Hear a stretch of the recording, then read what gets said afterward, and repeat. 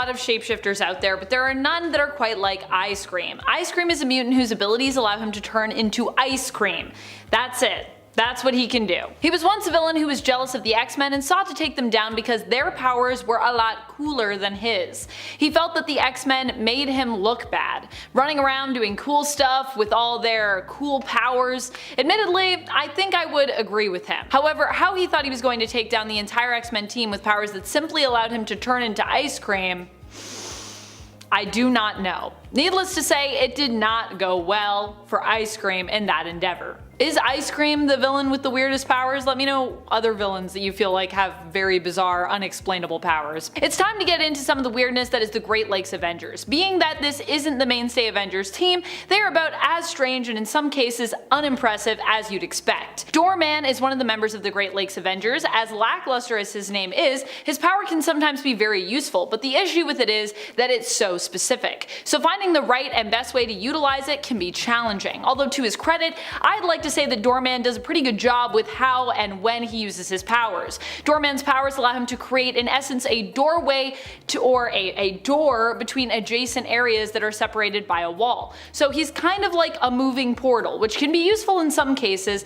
and much less useful in others. Chamber is a weird character, but also a beloved character. Like many weirdos that I love to talk about, Chamber is also a mutant. His name is Jonathan Starsmore, and while he may actually have the potential to be considered Omega level, that doesn't make his powers any less weird, let's be real. His power relates to the fact that he is actually made of pure psionic energy. When his powers first manifested as a result, they blew a massive hole in his chest and his face, blowing off his jaw. While many people would be immensely harmed or even killed by such an occurrence, Chamber was not. Jono, as a result, no longer needed to breathe, eat, or drink, and his blood even did not need to course through his veins to keep him alive.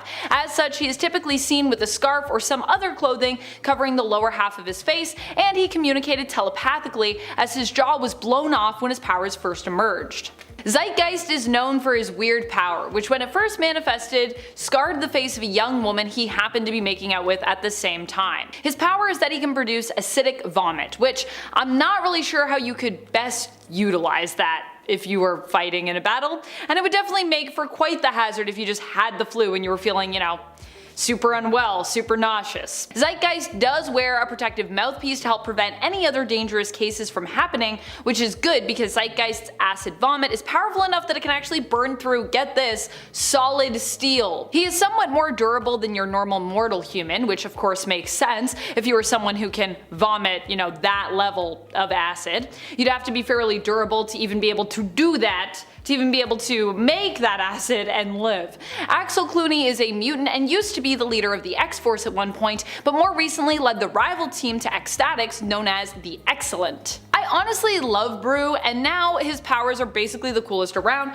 but for a while there he wasn't really the coolest per se. You see, Brew may be a mutant, but he's also part of the Brood, so his mutant superpower was actually nothing quite so exciting as some of the others that are out there. Brew's mutant power and mutation actually made him compassionate, which for a Brood is actually a superpower really, as Brood don't really feel compassion, empathy, or sympathy like humans do, but for an X-Men, well, it's a little less impressive.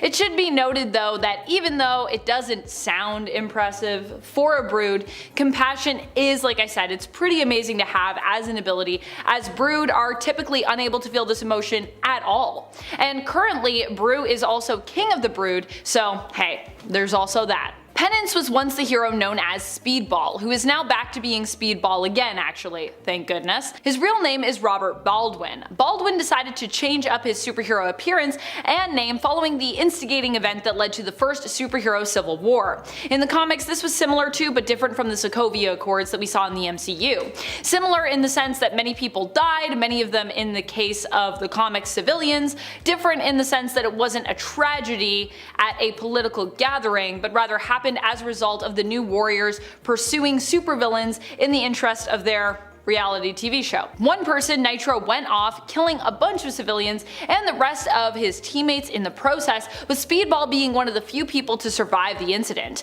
As a result, it was said that his powers had changed due to his guilt, and they could only be activated when he experienced physical pain. This caused Robert Baldwin to change his name and his appearance, being known as Penance, in honor of all the lives lost that he felt responsible for, and wearing an Iron Maiden inspired supersuit covered in spikes, inward spikes, as many spikes as there were casualties, so that he could trigger his powers as needed. Not all mutants get to be as badass as folks like Vulcan or Storm. Case in point, Beak.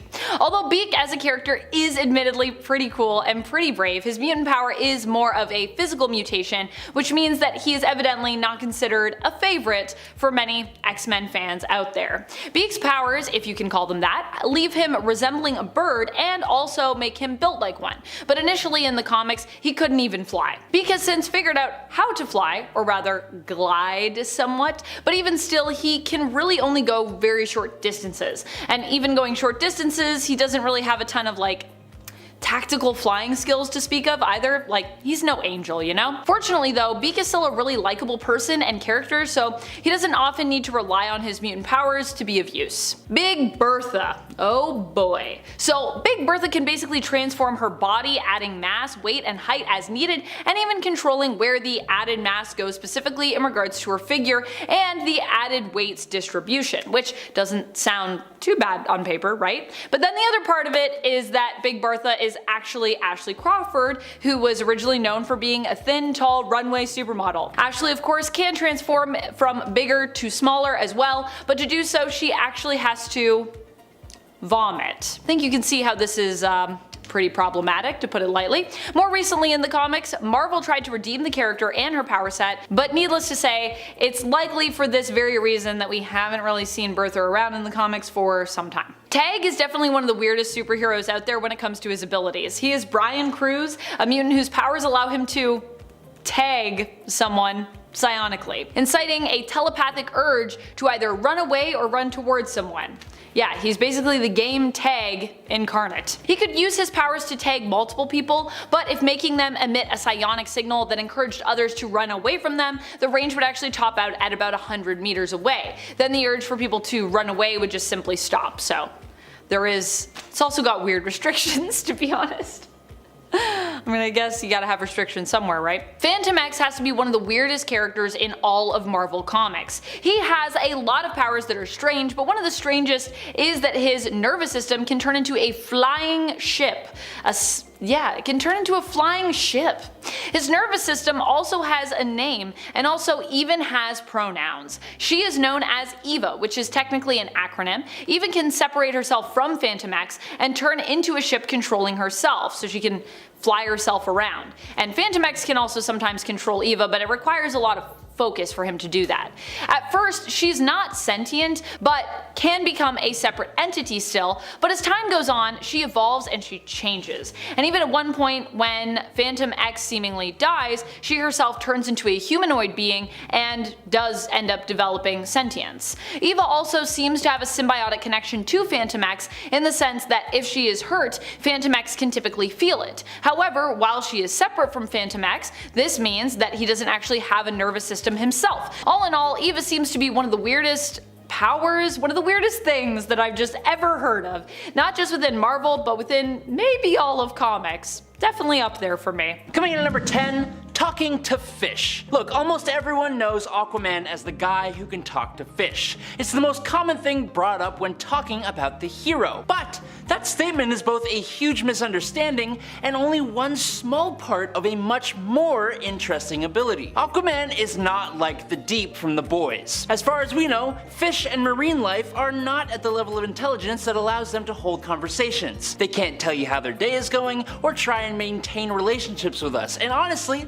why would they want to? we kinda suck. Aquaman is not actually talking to fish. Instead, Aquaman uses telepathy. He can hear the voice of the sea and communicate with its many denizens living within it, along with those who spring from it through empathic communication. While he is more than capable of using this ability to force marine beings to do what he wants, Aquaman prefers to telepathically suggest aquatic life towards his goal or out of harm's way in order to maintain their respect. This is something he has been able to do since he was a child, but it doesn't just pertain to aquatic life. Although he can't force humans or other creatures to do his bidding in the same way he can with the denizens of the sea, through his telepathy he is more than capable of weakening, probing, dominating, and attacking non-aquatic minds as well. And he's even used these abilities to boost up the power of his own teammates. Number 9. Accessing the clear. Prior to the New 52 reboot, Aquaman possessed the ability to tap directly into a force known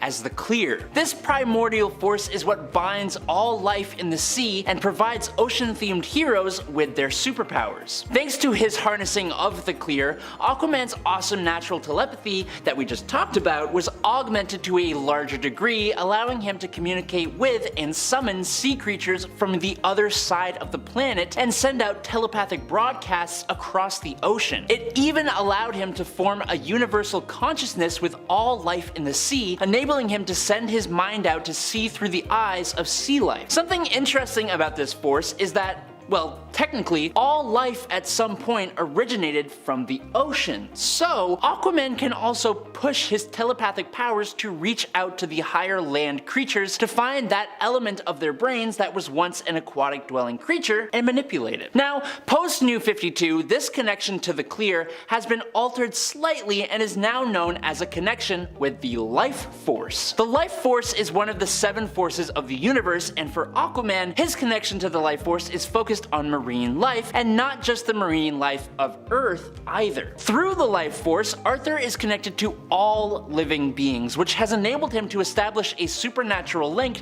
to any and all sentient entities throughout the entire cosmos. He can use this connection to determine a being's origin, as he was able to do when he determined that the Void Song came from an ocean planet after being in close contact with it. With the life force, a lot of his abilities are similar to the connection to the clear, with a whole bunch more still unknown even to Aquaman, which leaves some pretty exciting potential for his character and what powers he could possess in the future. Number 8. Night vision. Now, I don't know if you know, but the sea is deep, and a large majority of it is so far away from the surface that it's pretty much in a constant state of almost complete darkness. And even if it isn't, if it's nighttime or if we're looking through murky water, forget about it. You ain't seeing anything down there. It's estimated that the average human can see between 165 and 230 feet deep in moderately clear water. Well, for Aquaman, an Atlantean human hybrid, he once said that he could see clearly in depths as far down as 6,000 fathoms, aka 36,000 feet. That is insane. That includes seeing through the murkiest of waters. So, now, take that incredible supervision and put it on land where it's not inhibited by water, and Aquaman has incredible supervision, allowing him to see clearly in the dark and see things that other League members could never even hope to pick up on. Number 7. Summoning undead sea life. Some of our heroes' powers really only come to light or become useful in very specific situations, and some literally only appear in key events, never to be seen again. Now, an example of that kind of power for Aquaman came during the Brightest Day crossover event, which followed the awesome Blackest Night. In Blackest Night, Aquaman was one of a bunch of heroes and villains that were resurrected from the underworld to become members of the Black Lantern Corps. After their defeat, the remaining heroes and villains who returned to the land of the living had to now find their purpose. Aquaman was returned with the purpose of both saving Aqualad and preventing a war between Atlantis and Zabel. Arthur found that since he was resurrected to serve as a member of the Black Lantern Corps, he was now able to summon undead sea life to come to his aid. And trust me when I say that it is much cooler than you might think. Unfortunately though, it didn't really stick around for a long time. Number 6. Magic. Now, before you get all up in arms, no, Aquaman is not any kind of otherworldly power powerful magic wielder. He's no Zatanna, Constantine, or Dr. Fate, but still, a lesser known inclusion to his surprisingly long list of abilities is that Aquaman has the underlying potential to cast and manipulate the forces of magic. Now it's worth noting that normally he needs an item of power to channel this power through, like, oh I don't know, a trident for example. But on a few occasions he's been able to use magic without his trident or any kind of channeling object for that matter. This magical ability is bestowed on him simply by being a member of Atlantean royalty, but also by being blessed by both Poseidon and the Lady of the Lake, the overseer of the metaphysical realm known as the Secret Sea. He has shown the magical capability to shoot lightning from his trident, manipulate the weather, create jets of water out of his hands, and he has even been able to dehydrate some enemies to the point of sending them to the afterlife, which is an absolutely terrifying way to go. But thanks to his magical affinity, Arthur Curry is also resistant and resilient to the forces of magic too, which is something he actually has over Superman. So take that, you haters. Number 5. Healing. In the comics, there was a time when Aquaman lost his left hand, and funnily enough, this actually managed to make him even cooler and or stronger in a few different ways. To make up for his lost appendage, he got himself a wide variety of alternate hands, each with different benefits. He has had a cybernetic hand with a retractable hook, as well as a hand made out of liquid metal. But I think his most notable hand was a special one made out of water, courtesy of the Lady of the Lake, called the Water Bearer's Hand. This hand was what allowed Aquaman to create freezing or scalding jets of water from his hands and dehydrate fools, but it has even more nifty benefits beyond that. Thanks to his magical water hand, Aquaman has received the ability to completely heal others with its magical properties. But then, there's also that nifty life force connection. This has allowed Aquaman to even restore fallen gods into their divine forms and retrieve the essences of dead gods, meaning Aquaman has not only resurrection abilities, but also resurrection that extends to godly entities themselves. Number 4. Portals. Let's jump back to that magic hand here for a second. The Water Bearer hand bestowed on Aquaman numerous magical abilities. Now we've talked about a bunch, but the hand seems to be the gift that keeps on giving. Another attribute it granted to Aquaman was the ability to open interdimensional portals. Obviously, as we've proven so far, Aquaman is no slouch, but he isn't really that helpful when it comes to extraterrestrial threats that require him to venture out of this world. For that, he would traditionally need the help of his other League members, but with the Water Bearer hand's magic, that was no longer the case. Now he could travel great distances across the world in an instant and even out into the wider universe or even other dimensions. Needless to say, the Lady of the Lake really lent Aquaman a hand with this gift. Pun intended. Number 3. Flight. This power has actually been a hotly contested point among fans of Aquaman for a long time. A lot of people believe that Aquaman cannot fly, and they are actually partially right. Honestly, there isn't really a need for him to fly. Being an aquatic character, it seems almost pointless, and there is also the question of how he would even be able to break gravity like that. Although you could ask that of any flying character, honestly. I think the confusion really comes from the fact that Aquaman does often perform super jumping to get around. I'm talking he jumps miles in single bounds, similar to the Hulk. That is easy to mistake for actual flying, and for a long time that was the extent of his airborne abilities. But luckily for Aquaman, he has a pretty good relationship with the god of the sea, Poseidon, and thanks to that Olympian's blessing, Aquaman gained the actual ability to fly in the Prime Earth post-Flashpoint DC universe. Unsurprisingly though, he still doesn't really use it that much. Number 2. Water Wraith. JLA The Obsidian Age was a story from 2003 which, among other things, involved Aquaman and Atlantis being sent 3,000 years back in time, where they were ultimately put under the thumb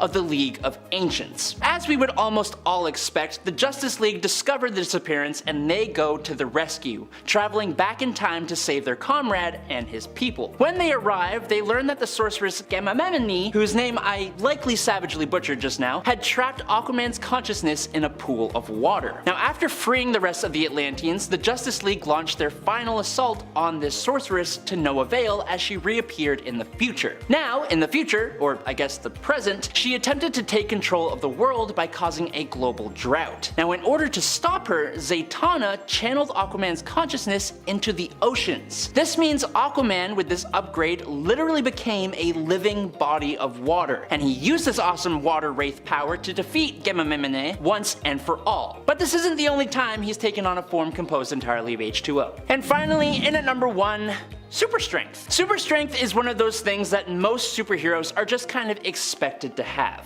But not all super strength is equal, and characters have varying degrees of it. I think a lot of people who are familiar with the character of Aquaman but aren't his close fans may underestimate his strength. Again, we know Aquaman is often the butt of a lot of jokes related to his usefulness, but this guy is no slouch, not by a long shot. Aquaman is strong. He is more than strong enough to send Superman and Wonder Woman several dozen feet away with singular blows, which is nothing to scoff at. He has been capable of lifting a 160,000 ton sea liner barehanded and lifting and throwing a sunken cargo ship. But even more impressive than that is when he literally pushed an entire tectonic plate over the entrance to the trench's lair while underwater. Aquaman's strength is something that is often overlooked, kind of like how the character himself is overlooked much too often. In at 10, acidic hands. Discovered by Kane Parker after the Clones event, a deformity in his hands causes Kane to possess the ability to generate an endothermic energy that upon skin-to-skin contact inflicts severe burn marks on individuals. Yeah, this man can use his hands that stick to walls to also burn people.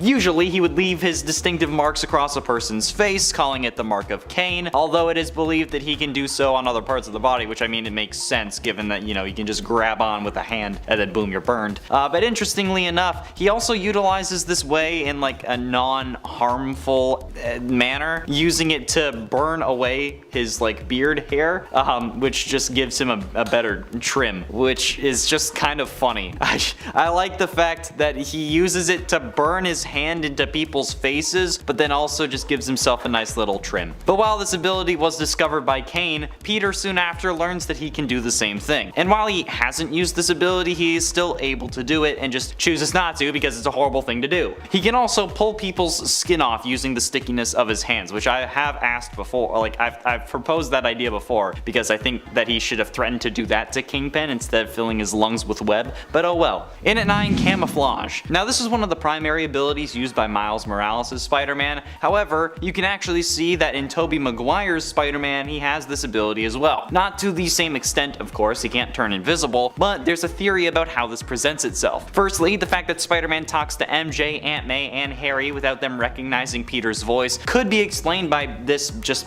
being thanks to this camouflage ability. MJ only recognizes that Peter is Spider-Man after he wants to tell her, you know, after she kisses her fiance upside down. Like, he wants her to know, so of course the camouflage would be off then. And Harry only learns his identity after literally taking his mask off. So yeah, this would also explain why the guy on the train in Spider-Man 2 describes the almost 30-year-old Maguire as just a kid barely older than my son. Or in the comics and animated series, we see that Peter eventually mutates into a giant spider. Maybe staying human is this camouflage ability. His power keeps him looking human. To further support this, in the animated series, Peter starts losing his powers shortly before mutating into the spider creature. If one of his powers was keeping him human, then it would make total sense that he mutates after losing them. And Peter actually started losing his powers in Spider-Man 2, so maybe that's a storyline we could have seen later on. In at 8, stingers. The Other represents a potent spider deity that's intricately connected to the web of life and destiny. While the true nature of its purpose remains enigmatic, the entity grants its chosen vessels heightened abilities and the potential for transformation into a spider-like humanoid monster in times of peril or intense anger. The Earth 616 Spider-Man was selected by the Great Weaver to serve as the receptacle for the power of the Other when he assumed the mantle of Spider-Man. However, due to his subconscious resistance, Spider-Man suppressed and denied this this spider aspect until a confrontation with the inheritor Morlun, who consumed the essence of totem avatars, prompting a resurgence of his connection to the other. At one point during the storyline, Peter Parker has created retractable stingers that are concealed beneath his wrists. And so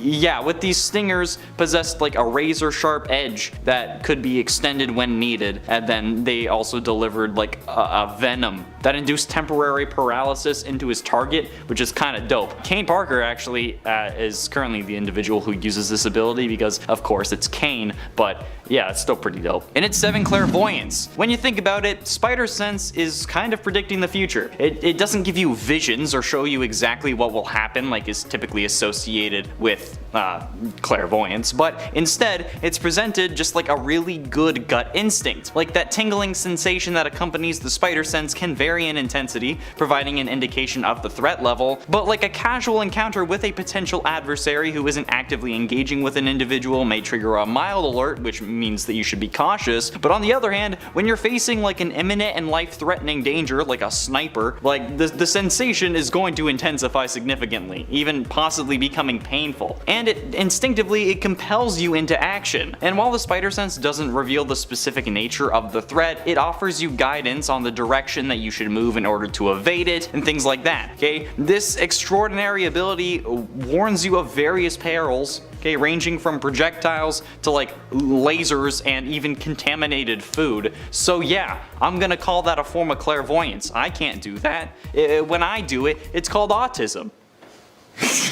And it's 6, equilibrium. While yes, having sticky limbs and appendages makes it easy and possible to stick to walls, that's not all that you need to actually be Spider-Man. Like sure, you can stand on a wall, but even with all the strength of your abs, you wouldn't be able to keep you like balanced and standing upright, alright? No one can do that, not even Chuck Norris. Like how else could you not lose your momentum or anything while swinging through New York, okay? He's swinging around buildings, through alleys, even through like the spaces between cabs and their backs, okay? There's no way that this guy could do all of that just inherently, okay? Like yeah, he's got the powers of a spider, but spiders don't swing around the city doing flips. His center of gravity is constantly fixing himself to keep himself balanced while chasing after red psychopathic space aliens and dudes in rhino costumes. So yeah, I'm gonna call that a power. And at 5, super speed. Spider-Man's agility and acrobatics are often associated with his spider sense and spider qualities, but there's another superpower that often goes unnoticed: incredible speed. Okay, while swinging between buildings, Spider-Man can cover 2 miles in a mere 5 seconds. And it's not just like his web slinging that propels him. His speed allows him to also avoid attacks and dodge bullets.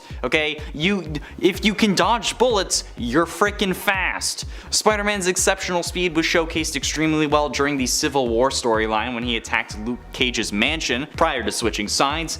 He bursted into the mansion, faced off a room filled with SWAT team officers, Scarlet Witch, and Hawkeye, but he moved so swiftly that he appeared as a blur, taking down multiple opponents without being detected. Okay, this often overlooked power grants Spider-Man an incredible advantage in combat, and explains quite a lot. I mean, he won't be beating Quicksilver or Flash in any races, but dude's still fast as hell. Okay, if you look like a blur, then yeah, you're fast. And at 4, talking to spiders. God, thank God they don't talk about this one anymore, because spiders. The power to control and summon spiders may initially appear better suited for like a horror comic, but it actually happens to be one of Spider-Man's lesser known abilities. How he chooses not to emphasize the terrifying aspect of this power, thank the Lord. Instead, he uses it in more of like a collective strength sense, tapping into the power of many rather than just aiming to haunt his opponents with lifelong nightmares. Thank you, Peter. This skill likely was introduced into the comics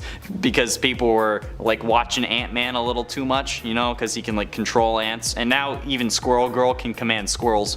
So it just seems like if you have a connection to an animal, you should be able to control them, apparently. So yeah, Spider-Man had that sort of connection established with arachnids. In truth, it feels more aligned with like Venom or Carnage, but I mean, the only reason that Venom has spider powers is because he bonded to Peter in the first place, so I understand why that wouldn't happen. But like, yeah, okay, they're twisted villains who would fully exploit this ability, but thank God Venom doesn't have it. Yeah, interestingly enough though, it's not the mainstream Spider-Man who possesses this ability, but rather Kane Parker, but I'm sure Spider-Man could do it too. If he can do the acid hands and he had the claws, I'm sure he could do this, but thank God he doesn't. Getting close to the end in number 3, Regeneration. While webbing is handy for transportation and apprehending criminals and sometimes even just making a mess if you want to, Peter's mind actually lets him use this ability in unconventional and actually kind of genius ways, specifically turning it back on himself. This gave rise to the concept of a web cocoon,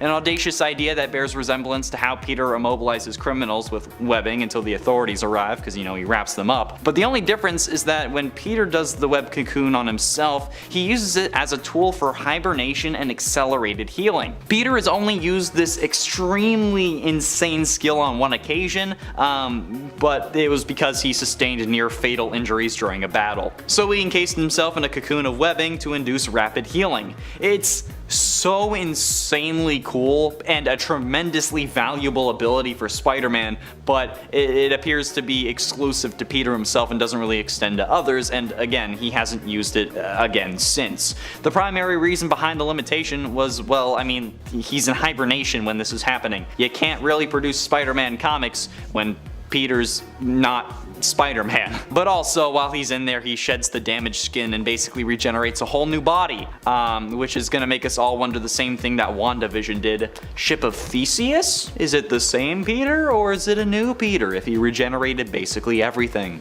There you go, debate it in the comments. You're welcome. Engagement. But ultimately, in number 2, radiation resistance. Now, while some spider-related abilities are well known within Spider-Man's world, you know, wall crawling, proportional strength, knowing the formula to make webs, spider sense, one of them is actually lesser known, but in reality makes a lot of sense. Spider-Man has demonstrated a resistance to poisons and harmful chemicals on multiple occasions, and while not a pivotal power, it does serve a purpose. Essentially, if a villain attempts to poison Peter Parker, their efforts would just be in vain. Moreover, if Mary Jane were to betray Peter and attempt to slip something into his coffee, he would remain oblivious. His resistance to basic poisons could potentially be exploited if someone like knew this and like tried to use it against him, so it's often overlooked, but yeah, it adds another layer of protection for Peter that reflects just like the fact that he is in essence just a Spider-Man. And given that his powers were given to him by a radioactive spider, the resistance extends to radiation as well. So yeah, that's right. If Green Goblin ever goes to Chernobyl, Spidey can still stop him. And finally, in at number 1, Spider-Mobile. Hell yes. I love how ridiculous this is. Corona Motors, aiming to promote their environmentally friendly car engine, enlisted the services of advertising firm Carter and Lombardo to propose the idea of a Spider-Mobile in Spider-Man comics. Initially dismissing it as foolish, Spider-Man reconsidered when he realized the dire need for money to cover his rent and expenses. So with the assistance of the Human Torch, they successfully constructed the Spider-Mobile in the comics. After a crash course in driving, Spider-Man's first encounter with the vehicle led him to capture one of Hammerhead's henchmen. However, Mysterio ends up getting Spider-Man to dump the car in a river,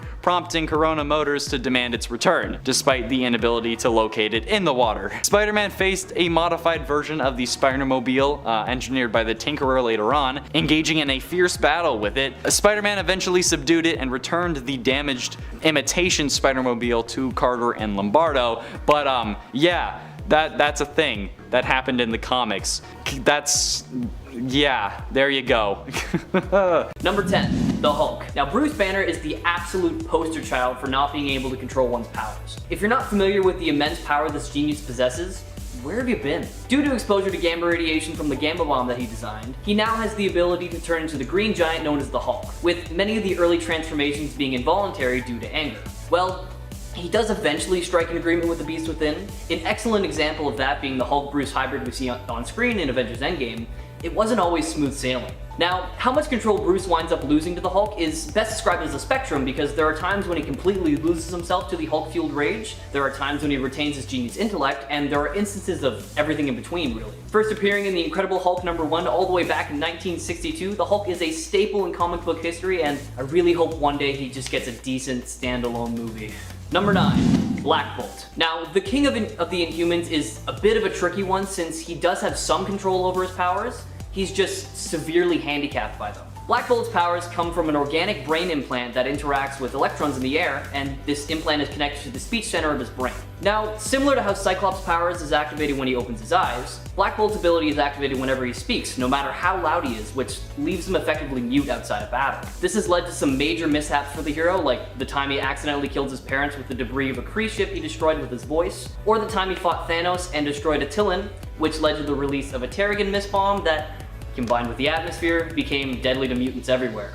So, although he does have control over his voice, that doesn't mean that he's able to control the sheer power of his abilities. Check him out in his first appearance, Fantastic Four number 45 in 1965. Number 8, Citizen Steel. DC Comics' Nathan Haywood had a promising football career until a severe injury required him to have one of his legs amputated. Following an attack by the Fourth Reich, this was meant to wipe out the entire Haywood bloodline. Nathan was infected by the metal blood that came from one of those foes, and for reasons that were never really explained, Nathan's body absorbed the metal, and in addition to him growing back a new leg, it made him a superhuman.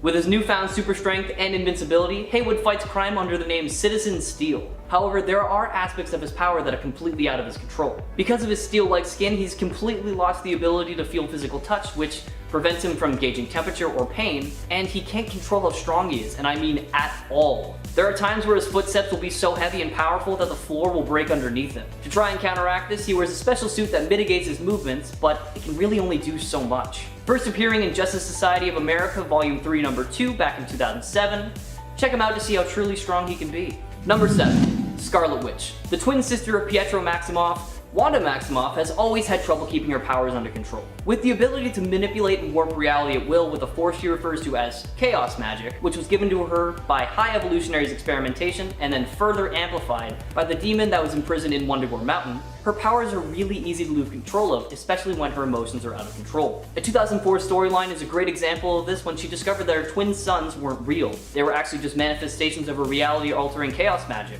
and she was unable to accept this and soon became a danger to herself and others, so her memories of the boys were completely wiped from her memory. Years later, she began to remember them, and when she realized what had been done to her, she went completely mad with grief. Her nervous breakdown gave way to a full-on war waged against the Avengers that resulted in several deaths, and the team's complete upheaval, and all the destruction and death came from her tampering with the fabric of reality. Later on, she causes M-Day, the depowering of the mutant race that nearly caused their extinction. Moral of the story? You really don't want to get on her bad side because you have no idea what she's gonna do. Check her out for yourself on the big screen in all the Avengers movies, or in her first appearance, 1964's X-Men number 4. Number 6, Ghost Rider.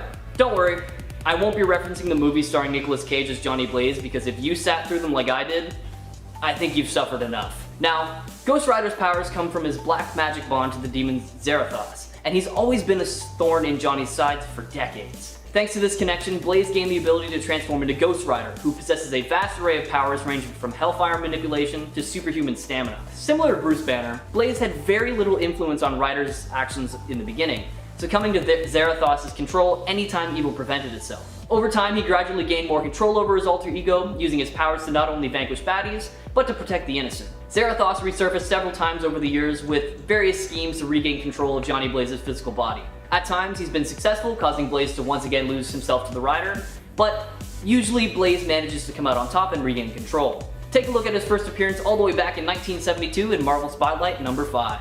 Number 5, New 52 Superman. We all know our Prime Earth's Clark Kent.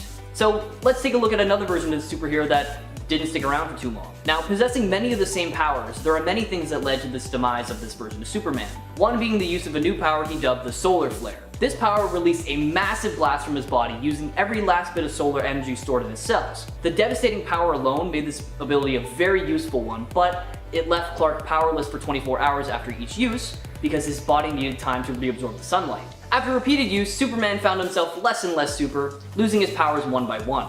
Fast forward past a few fights and a pretty bad kryptonite infection, and we find Superman needing to use this ability one last time, and it really was the last. Our New 52 Superman is finished off for good, and if it weren't for the pre-New 52 Superman finding his way to this universe, there would have been no one to protect it. Check out the storyline for yourself and let me know in the comments what you think. Number 4, Raven. In the comics, Raven's powers weren't always clearly defined, and neither was her control over them, which is why we'll be focusing on the Raven that we saw in 2003's Teen Titans TV series.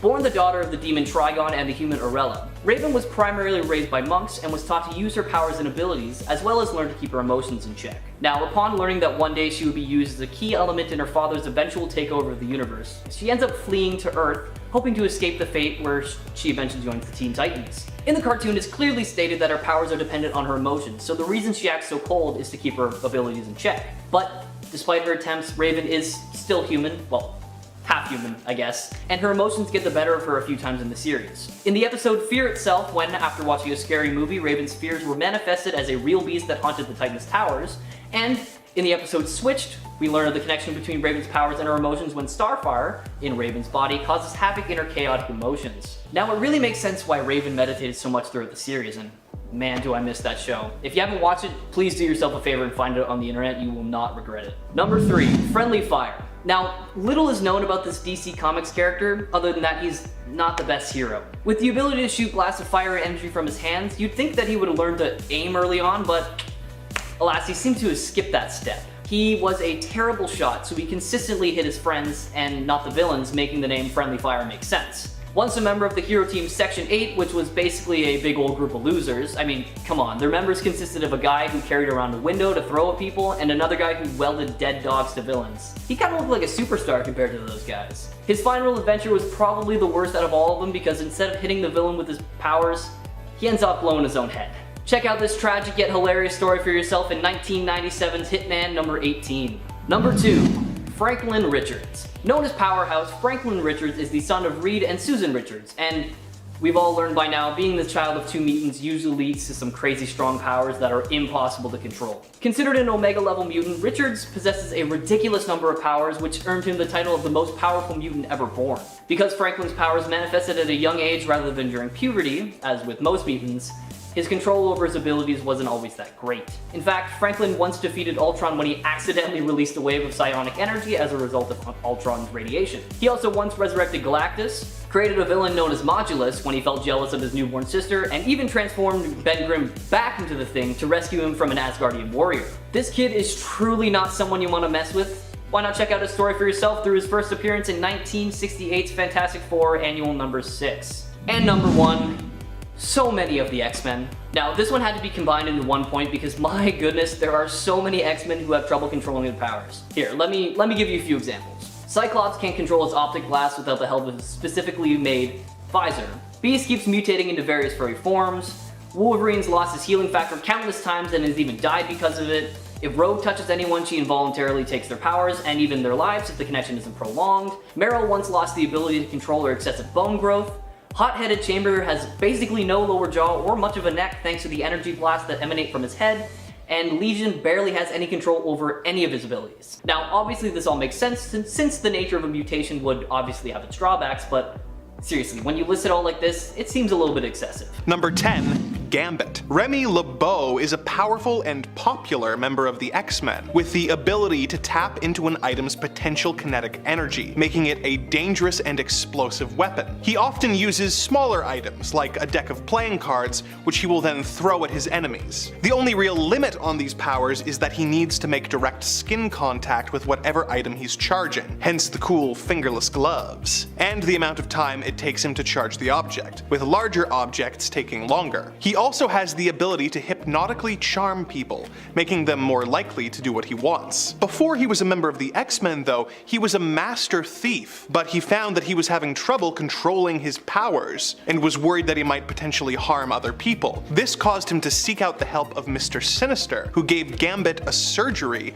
removing part of his brain in order to dampen his powers and make them more manageable. Number 9. Captain Atom. Captain Atom was originally a Charlton Comics character, the same way that the Blue Beetle used to be. DC Comics eventually purchased Charlton's collection of heroes, and as a result, he was introduced into the DC universe. In the DC retelling of his origin, Nathaniel Atom was a man sentenced to death for treason. He was offered the opportunity to instead sign up for an experiment designed to test the structural integrity of an alien metal. To test this, they placed Atom in a metal cage and then blasted blasted it with a nuclear explosion. He was vaporized, but much like the Watchmen character he inspired, Dr. Manhattan, he was reformed with the metal now covering his skin. Captain Atom can tap into the quantum field and convert the energy into powerful blasts. He can also generate and manipulate matter, such as when he transformed Green Arrow's arrows into butterflies. Captain Atom has to be very careful with his powers though, as he is essentially a walking nuke. When he uses his upper power levels, he will start to leak radiation, and if his metal skin is ruptured, he risks detonating like an atomic bomb and destroying whatever city he's in. Number 8. Radius. Jared Corbo is a mutant who was raised with his half-brother Adrian in the East Ontario town of Orlew at an orphanage called Hull House, or as the orphans nicknamed it, Hell House. Unbeknownst to most of the residents, Hull House was actually being operated by the Canadian superhero agency known as Department H, as a way to find and recruit members for their various superhero teams, such as Alpha Flight. Sometimes they waited until the orphans were of age, and sometimes they would have them adopted by the department so that they could participate while being underage. Which sounds bad, but when you think about it, isn't that different from what Professor X is doing. Jared's mutant powers allow him to create a force field, which he is incapable of shutting off. While this protects him from harm, it also means that he can't touch or be touched by others, and is even unable to effectively shower, and can't eat without wearing a special eating filter which converts the food to a form that can get through the field, allowing Jared to get the necessary nutrients he needs to survive. Number 7. Iska the Unbeaten. Iska is thousands of years old and is the sister of Genesis, who is the wife of Apocalypse. She is a hardened warrior who respects power and strength like the other mutants of Arakko, and her powers reflect this. Iska's power is tychokinesis, which is the power over luck and probability. But specifically, her power means that she cannot lose, or the better way to say it is that she always wins. This includes one-on-one contests, votes, and wagers, but also larger battles where she is a member of a team or army. In contests of skill, her power, including some limited shape-shifting, gives her the talents she needs to win, or she might just win through improbable circumstances. So far it sounds pretty good. Always winning is so good it just sounds like ridiculous and lazy writing. But it also means that in larger battles or wars, her powers weigh the probability of the two sides and make her defect from the losing side and join the winning side,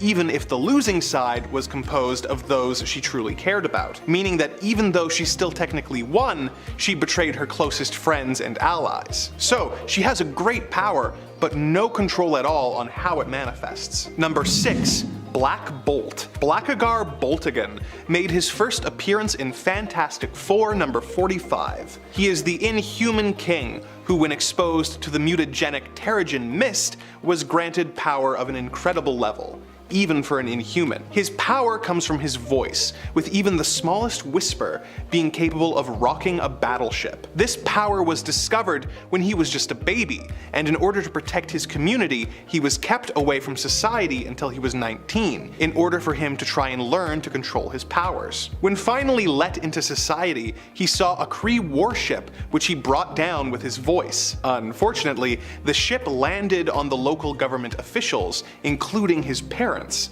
and he accidentally became the leader of the Inhumans at age 20. He is really good at not speaking now, as he knows all too well how little control he has over his powers and their effects on others. Number 5. Radioactive Man. Not to be confused with the Simpsons superhero whose goggles do nothing, or with the DC Comics villain, we are talking about the Marvel hero known as Radioactive Man. Making his debut in Journey into Mystery number 3 in 1963, Chen Lu is a nuclear physicist who exposed himself to small amounts of radiation at a time until he was able to build up a powerful immunity to it, as well as the ability to manipulate it to his benefit. However, he is unable to stop being radioactive, and therefore he can't be around anyone without giving them radiation sickness. He's able to mitigate this to an extent with the use of a containment suit, but this only works for a limited amount of time. This was a constant issue for the character, but later issues later retconned his abilities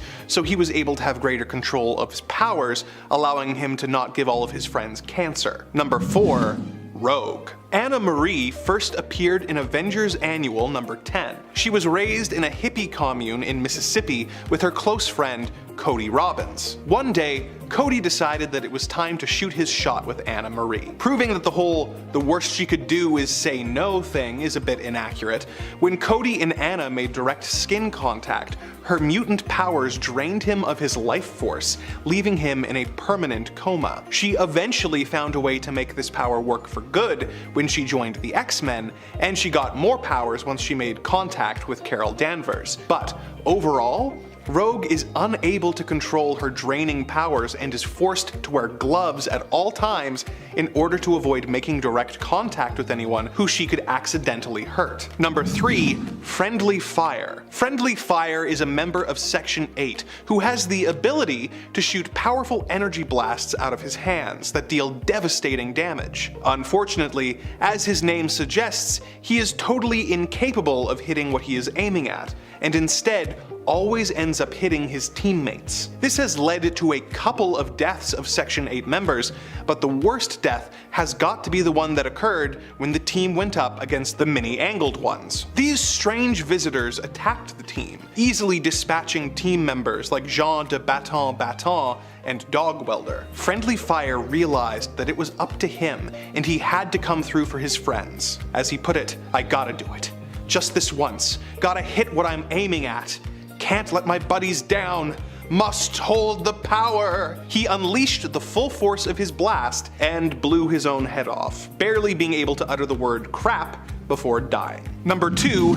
Infectious Lass. First appearing in Superboy number 201, Drura Sept from the planet Somatur is part of an alien race whose bodies play host to a variety of different microorganisms. The people of her planet are able to play host to these bacteria without suffering any ill effects, but they were able to infect the people around her. This sounds like it could have some potential for a superhero power, the ability to unleash germ warfare on your enemies. But unfortunately, Infectious Lass is unable to control who she infects and is just as likely to infect any of her allies as she is her enemies. She tried out for the Legion of Superheroes, but was denied membership as she was deemed more of a risk to the Legion members than an asset. Number 1. The Hulk. When Bruce Banner was accidentally caught in the blast radius of his experimental gamma bomb, he underwent a startling metamorphosis. Whenever he becomes angry or outraged, he transforms into the Hulk. The Hulk is of course a giant green rage monster who is prone to going on rampages and smashing things. Hulk is viewed as a monster by society, and by extension,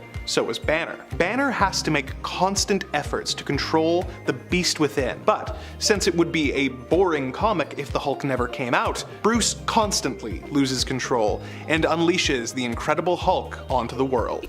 Number 10. Thermokinesis. Considering his name is Iceman, everyone knows that Bobby Drake has cryokinesis, aka the ability to generate, manipulate, and fully control ice and snow. But this goes hand in hand with his thermokinesis as well. This is the ability to lower both his external and internal body temperature, which projects intense coldness from his body. Like the rest of us humies, the nerve centers for regulating Iceman's body temperature are found in the part of the brain called the hypothalamus. Unlike us though, Iceman can mentally override his hypothalamus to allow his body temperature to be lowered. This ability converts the latent thermal energies in and around his body into an unknown form of energy that is then dissipated. Now this would potentially hurt a human, but a related mutation has also rendered his body tissues unaffected by sub-zero temperatures, thankfully and luckily. Iceman can consciously immediately lower his body temperature from its normal 98 degrees Fahrenheit to absolute zero and lower within the span of a few tenths of a second. Number 9. Icy Cover. As Iceman's body temperature drastically falls, the surrounding moisture in the air that is in contact with him also begins to lower in temperature. In a similar but much more extreme way that condensed moisture forms frost, the moisture surrounding Iceman forms an icy covering which encompasses his entire body and obscures his face. When Iceman first began doing this and appeared in the early X-Men comics, this ability essentially made our mutant look like a snowman. He was covered head to toe in snow. But as Bobby learned to increase the severity of his coldness, the consistency of this frozen moisture became crystalline ice. This ice constantly cracks with any movement of his body and immediately reforms, allowing Bobby to move, but with a cracking ice sound every time. Through practice, Iceman has learned to control the intensity of his coldness, and he can selectively lower the temperature of isolated parts of his body to cause this icy shielding in specific areas.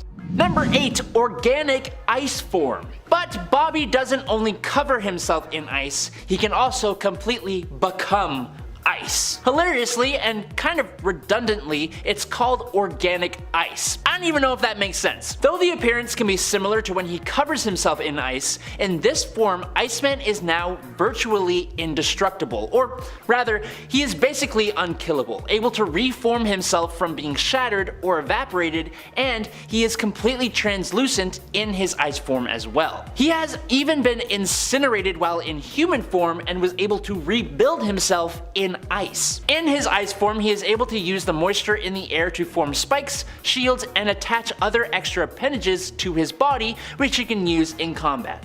Number 7. Ice Golems. Unsurprisingly, Iceman has the ability to create structures out of ice. The level of detail is determined by his own imagination, as his mastery over his powers has reached the atomic level. For most of his superhero career, Iceman was not able to make the ice sculptures move of their own accord, but this all changed during the Battle of the Atom event in 2013, when Iceman showed off a new extension of his abilities. It was revealed that Iceman can create basic ice structures that possess a rudimentary intelligence. One of these sculptures actually rebelled against Iceman and joined the Brotherhood, which is just freaking weird. It also makes no sense, but this is a comic, so we just go with it. These constructs have been seeming ice clones of Iceman himself, or they have also been big, hulking behemoths and ice monsters. Some other constructs Bobby has created have been turning raindrops into fists that he used against the Iron Fist, a crystal-like ice focuser able to focus the laser beams of Cyclops, and even an entire ice city with intricate details. Number 6. Ice Zord. Bouncing off those semi-sentient constructs to something a bit more awesome that I think deserves its own whole point. In Wolverine and the X-Men issue 33 to 34, Iceman is part of a group of mutant faculty at Wolverine's Jean Grey School for Higher Learning, sent to take on the Hellfire Academy and Cade Kilgore. Cade has been utilizing a handful of sentient living volcano behemoths to defend his academy, and while the heroes have a sentient living island fighting on their side, they only have one. So, what does Iceman do? Iceman creates an absolutely massive ice behemoth that looks like Voltron or like a Power Ranger Zord, with an absolutely massive ice sword, and he takes it into battle, slicing the behemoths apart and yelling "Glacier Fist" as he commands the ice Voltron from inside an ice cockpit. It's absolutely amazing and completely bonkers.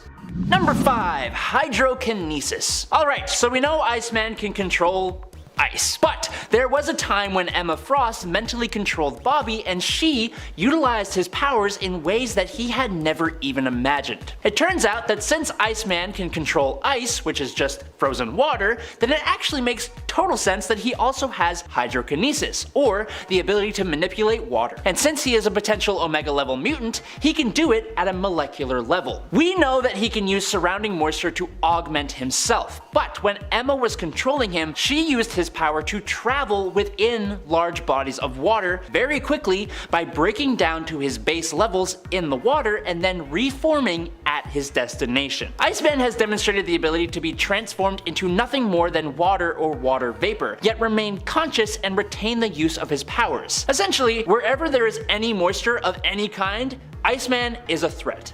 Number 4. Cryokinetic perception / cryo travel. Okay, so I'm going to wrap these two up into one, even though they aren't really technically fully the same, although they kind of are at the same time. For starters, after Bobby, whose powers were significantly amplified and who was kind of a little bonkers at the time, managed to freeze the earth in ice and snow, he gained the ability to spread his actual consciousness through the ice and through the snow to allow him to perceive literally all events occurring within it. He could monitor the entire earth through the ice and snow, and it made him practically a god. With his ability to transform organic matter, such as the human body to organic ice and back again, it is possible for him to project his consciousness through moisture molecules and reform his body at the destination like he did when Emma Frost controlled him, and he did indeed do this in this story as well, traveling through the ice and snow and appearing wherever he wanted. Number 3. Cellular replacement. We already talked about, a few times, Iceman's hydrokinesis and how he has literally turned himself into and traveled through the molecules of water. Well, Bobby also eventually discovered that he was able to use his control over moisture to draw ambient moisture into himself and thus use that moisture to replace his own body's cells. Quote, a body swap done one piece, one cell at a time. This upgrade to his already insane abilities allowed Bobby to avoid receiving a fatal dose of neurotoxin by letting the poisoned molecules of his body dissipate into vapor and then be replaced by untainted water molecules from his surroundings. Iceman can replace his own cells with new ones, healing and purging himself by remaking his own body. As long as there is moisture, Iceman cannot be stopped, it's just a fact.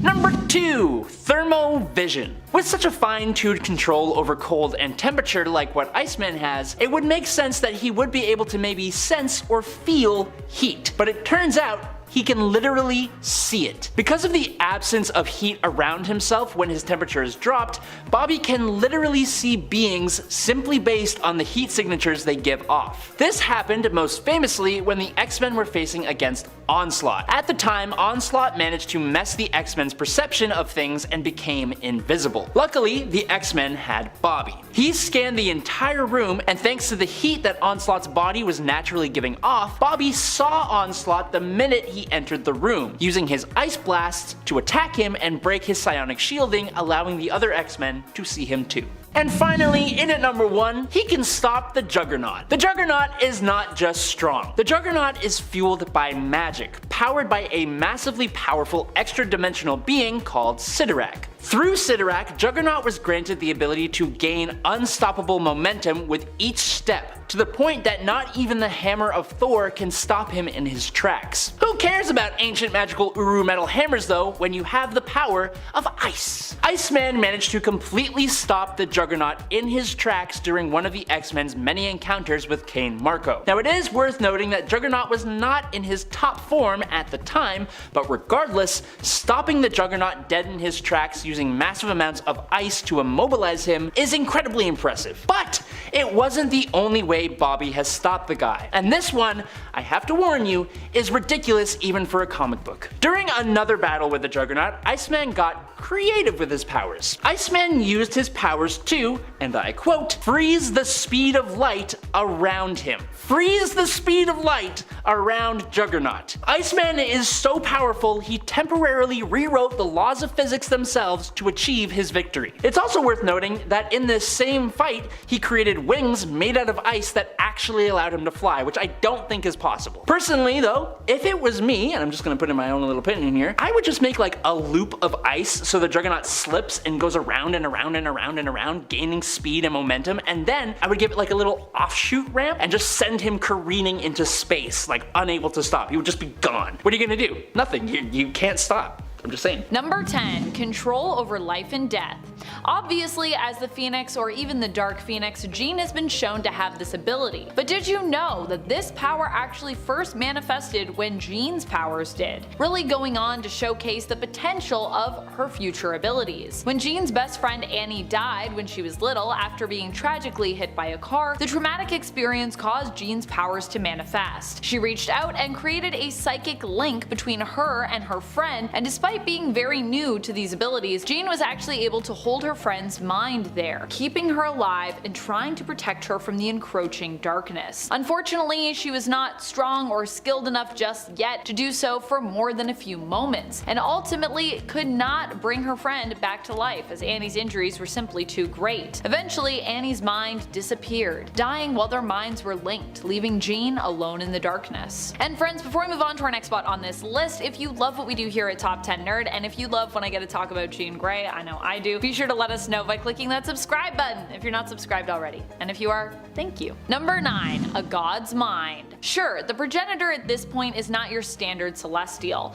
It was actually created by the Eternals and the Avengers, chiefly with major help from the mutant Mr. Sinister and the main Avenger Tony Stark. The progenitor was revived and reprogrammed, given new morals that were dictated by Earth's heroes in the hopes that it would help the Eternals in ending the war between Druig, who was then ruler of the Eternals, Eternal Prime if you will, and the mutants, who he had classified as deviants. However, this plan backfired when the Celestial decided to blame the inhabitants of Earth for the state of the planet, and put the entire populace basically on trial. In an attempt to save the world, Jean and a covert team infiltrated the progenitor, moving around inside it in the hopes of reaching its kill switch, so they could basically turn it off. Without Jean though, they never would have even made it very far. At the end, Jean was also crucial to the team's efforts, holding psychic damage that would have easily crushed them at bay, and breaking into the Celestial's mind. No small feat considering Celestials are giant cosmic gods. And yes, I know this one was one that was still made by the people of Earth sort of, but still, the wiring's all still there, you know what I mean? Number 8. Telepathy. While this one might seem obvious to most readers in the present day, it's important to note that Jean's powerful telepathic skills were actually for many years a secret to both readers and actually to Jean herself. Initially, when we're introduced to Jean in X-Men issue number 1, it is her telekinetic abilities that are put on display. She picks up a book and flips through it. And I gotta admit, initially Jean's powers actually seem like the best of the bunch, with the most potential in terms of power levels. And yes, I know this is not how Jean's powers would be depicted, but I'm just saying in that first issue when I was introduced to Jean, I thought she was super cool. However, this feeling of her being super powerful that I had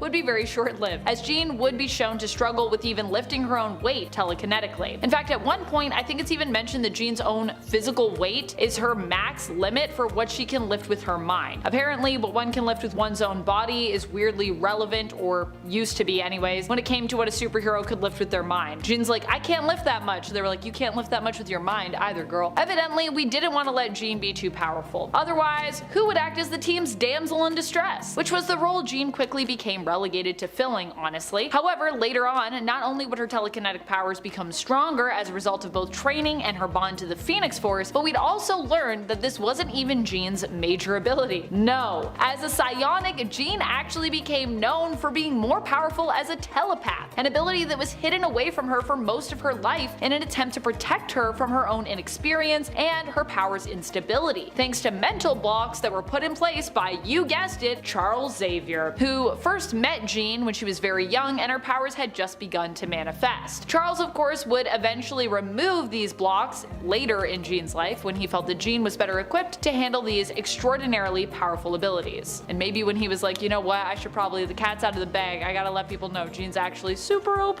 I think he didn't want Jean to harsh his mellow, to be honest. Number 7. Empathy. One of the most overlooked powers that I think Jean and some others possess is the power of empathy. Empathy basically means that you feel what others feel. When someone says to you, I empathize, it's different than saying I sympathize, because they aren't just, imagining what you're going through and trying to understand it. They actually feel what you feel, likely having shared an experience with you or an emotional response at the very least. In comic book terms, being empathic, it doesn't usually just mean feeling what others feel. It can also mean controlling others' emotions, or using the emotions of people around you to make other people feel differently. A power that Jean has demonstrated before, like when she used her empathic skills to defeat Xavier's evil twin, Cassandra Nova. And she's actually used this ability to defeat a lot of people, I'm gonna be honest. But I don't think people think about the empathy, and it's pretty crazy, man. Number 6. Finding the weakness. I mean, as a telepath, of course Jean can scan your mind and take with her any information that she finds. And this, of course, includes, you guessed it, any weaknesses that you have. Especially if you fall into the trap of thinking about said weaknesses while Jean is in your mind. If you have a nut allergy, watch out if Jean Grey's around you if you're fighting her. But even if you don't think about your weaknesses, Jean could probably easily find this out. That is exactly what she managed to do, although it wasn't quite as easy to know when she got inside his head. And you'd think telepathically he'd be pretty gifted himself, being the creator and leader of a hive mind as the Clintar and symbiote King in Black. But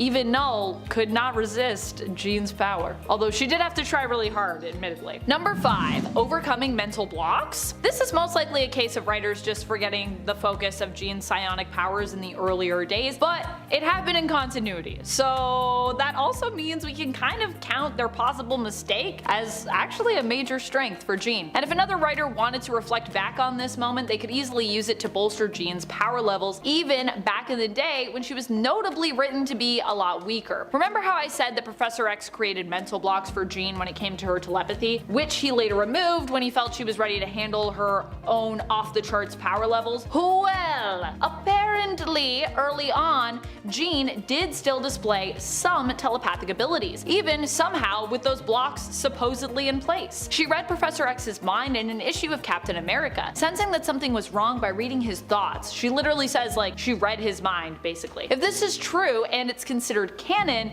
it would mean that Jean temporarily pushed through Xavier's mental blocks to read his mind, which, gotta be honest, that's like on a whole other level of power, I think. So if we want to count it as canon, there you go. Number 4. Interstellar travel. When it comes to those with psionic abilities, we don't typically think of them as cosmic heroes who can fly through space and fight aliens, but guess what? Jean can. While bonded with the Phoenix Force, Jean has been shown to be capable of interstellar travel, propelling herself through space. The vacuum of space, she can just fly right through it and she feels fine, doesn't even need a spacesuit. She has also been shown to be able to fly and make it appear as though others are flying on Earth by using her telekinesis, but that one you probably already knew about. The interstellar travel though, that might have caught you unawares. Number 3. Communicating undetected. Another great power as a telepath that Jean manages to have is keeping her telepathic conversations secret, which, when there's a lot of other telepaths around you, is not easy. Basically, there are many other powerful telepaths around you who could be trying to pry and eavesdrop on you, and a lot of them are also powerful. But Jean has managed to keep more than a few mental conversations a secret, even from some of the other most powerful telepaths in the universe, including Null, the god of symbiotes. While Null himself was in the middle of a telepathic conversation with Dylan, Jean actually managed to use her powers to slip into said conversation completely unnoticed, with Null not even aware that Jean was also talking to Dylan telepathically at the same time, and that Dylan wasn't really listening to him so much as he was listening to Jean. Honestly kinda rude, but also, yeah, Jean's trying to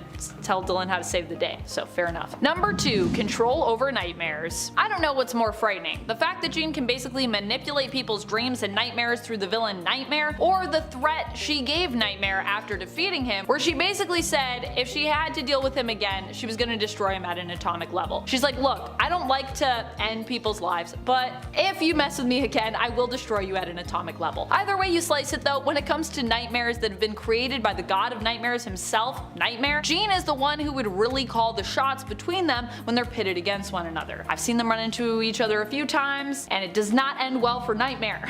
Number 1. The Phoenix Force. This is less of a power and more of a really interesting fact about a power. So for those of you that heard me say that title and go, well obviously we know that, Amanda, yes, yeah, I know. But I actually didn't know this fact myself initially, and I was surprised by it somewhat, so I figured I'd share it with you. We all know that Jean is one of the preferred hosts, if not, I would say, the preferred host for the Phoenix Force. But did you know that the all-powerful cosmic entity was actually holding Jean back? That's right. Jean has stated before that she actually became aware after the Phoenix Force left her that it was causing her to hold back her abilities and her power for fear of the Phoenix taking hold over her, because then she wouldn't have control. So while many like to say that Jean has only ever been extremely powerful when she's merged with the Phoenix, it turns out it's probably just the opposite. So yeah, Jean destroying like a whole world, apparently that's Jean holding back. Which honestly, to me, I gotta say, that all kind of makes sense. Saying Jean isn't actually powerful and that it's all the Phoenix has always felt like a cop-out to me, considering it's her own power and her own empathy that the Phoenix was seemingly attracted to in the first place. So you would think that would mean that she's at least on the same power level as the Phoenix, if not more powerful, and that's why it was like, yeah, I want you as the host, cause you got the power. In a 10 accelerated decoy, Miguel O'Hara possesses the proportional strength of a spider, granting him superhuman strength capable of lifting up to 10 tons at his peak, but this enhanced strength strength also extends to his legs, allowing him to leap great distances, reaching heights of at least 30 feet in a single bound, but also his speed. O'Hara's speed surpasses the natural limits of any human athlete, enabling him to move and run at extraordinary velocities. His agility, balance, and overall coordination are heightened beyond human capabilities, surpassing even the finest athletes, but his reflexes are so greatly enhanced where he can actually run so fast that he leaves behind a body double that enemies will focus on because they think that it's him. Yeah, that's right, the dude basically can create a time remnant, like from the Flash, but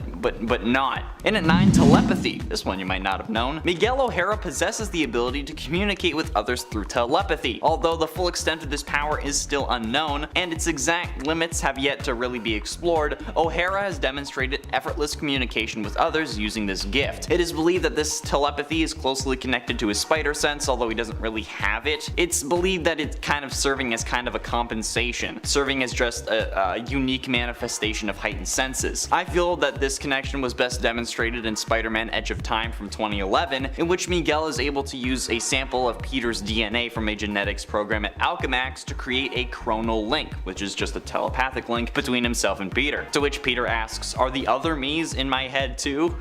But they weren't. Miguel tries to explain like the situation of that game to Peter, however Peter believes that there's a crazed killer on the loose in the building, so that he has to stop him before he kills everyone. But yeah, it's a great game, okay? Edge of Time, 10 out of 10, play it. And at 8, telescopic vision. Miguel also possesses exceptional visual acuity that surpasses that of average humans obviously, but even more so than you'd think. His eyesight allows him to see objects with incredible clarity at a much greater distance than normal, which obviously I'm wearing glasses I am in incredible envy of because I'm nearsighted. But even in low light conditions, O'Hara maintains the same level of visual perception, enabling him to navigate in near complete darkness. It is speculated that he may have the ability to perceive the infrared spectrum, allowing him to detect body heat and potentially see beyond what is visible to others, but that's yet to be proven from my knowledge at least. He also possesses a superior flicker fusion horizon, granting him the ability to perceive details that would appear as a blur to most individuals. This heightened vision acts as a form of early warning system, enabling him to anticipate and react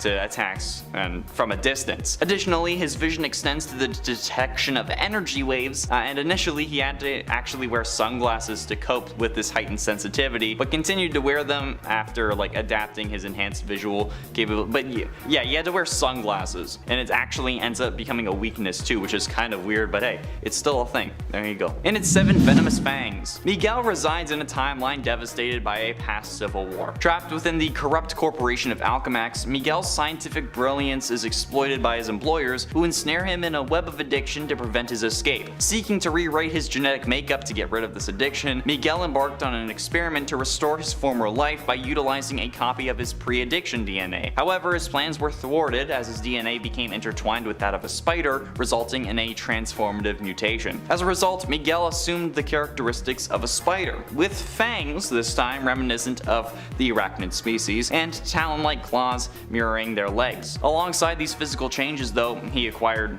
all the normal stuff. Super strength, speed, agility, but yeah, he has fangs that can actually inject people with a paralytic poison, which is insane. It's so creepy that Gwen in Into the Spider-Verse, or Across the Spider-Verse, thought that he was a vampire. If people are thinking that you're freaking Edward Cullen, then it's creepy, okay? The dude was 107, hitting on a 17-year-old and marrying her within a year and 8 months, and 6 of those months passed because they had broken up. If you're being compared to Edward Cullen, that's creepy. Sorry, bro. And it's 6, organic spinrits webbing. In Miguel's forearms, he possesses spinrits that produce a potent and adhesive web-like substance from the back of his wrists. This organic webbing serves for multiple purposes, allowing him to swing around buildings and restrain individuals when needed, but his webs are chemically identical to authentic spider silk, setting them apart from the synthetic webbing used by the original Spider-Man, more in line with the Sam Raimi trilogy, which could be where Raimi drew his inspiration from. but at the very least, he won't have the issue that makes him run out of web, unless he has a web block, at least if he's waiting an hour between webbings. Oh wait, sorry, that's his forearm. My mistake. Moving on. Halfway through into number 5, marksmanship. This Spider-Man was able to hit a hostile holding a hostage multiple times with a pistol, with a bullet only grazing the hostage. I mean, like, let's be honest here, this isn't the ideal situation. We'd much rather the bullets not graze the hostage, but it's still better than totally failing, and in a way it actually makes sense that he's skilled with firearms. He would have to have pretty good aim with all the web slinging he does, okay? Like, he has to be precise with it when he's using it to fight villains. It would definitely take some skill to shoot a web and grab someone's hand specifically with it, and if you weren't good with your aim, you'd be a pretty dead Spider-Man, especially when swinging throughout the city, okay? Like, come on, if you miss the building, splat. And given his speed, if the man can move so fast that he leaves behind an after image of himself, he should have enough time to properly aim his webbing, okay, and a gun. Yeah, while it's unexpected, it does make complete sense that he has good aim. He kinda has to, I guess. In at 4, original spider suit. This isn't necessarily a power, but hey, I'm gonna count it. O'Hara's costume incorporates advanced technology and materials to enhance its abilities. Constructed from unstable molecules akin to the future Foundation costumes worn by the Fantastic Four, it possesses exceptional durability to withstand the sharpness of his claws without tearing. Additionally, the costume features a lightweight air foil positioned on its back, and this ingenious addition emits controlled anti-gravity particles, enabling O'Hara to gracefully glide and maneuver through the air by harnessing just the natural currents of updrafts. The combination of these innovative elements enhances O'Hara's mobility and agility, allowing him to navigate surroundings with even more ease and precision. So yeah, while it's his suit and not necessarily a power, it's enhancing his already just natural powers. So yeah, I'm gonna count it, and you're gonna deal with it. Again, this whole video is a canon event, you can't change it. In at 3, talons. In addition to all of the other extraordinary abilities, Miguel possesses retractable talons on his fingers and toes that allow him to crawl on surfaces like a spider. These razor-sharp talons, combined with his immense strength, can effortlessly rend even sturdy materials like cinder blocks into just ash, as demonstrated by severing Venom 2099's arm. Yeah, that was a thing he did. Miguel has also employed his talons to eliminate the Specialist, a powerful super soldier employed by Stark Fujikawa, and his talons effortlessly cut through molecularly dense body wraps designed to restrain him, and even enabled him to tear Electro 2099 in half after enduring an electroshock and evading another. Yeah, this dude's brutal. Notably, Miguel's talons are potent enough to actually punch out a shark, easily slicing through its flesh. So yeah, it's pretty damn scary. But ultimately, in number 2, accelerated vision. God, this dude's eyes are insane. I am jealous. O'Hara's visual acuity surpasses that of what you even thought before. That's right, because there's a third goddamn number. His vision remains equally as sharp in low light conditions, granting him the ability to see in the dark. But like, yeah, it's not as heightened as spider sense, okay? He doesn't have spider sense, but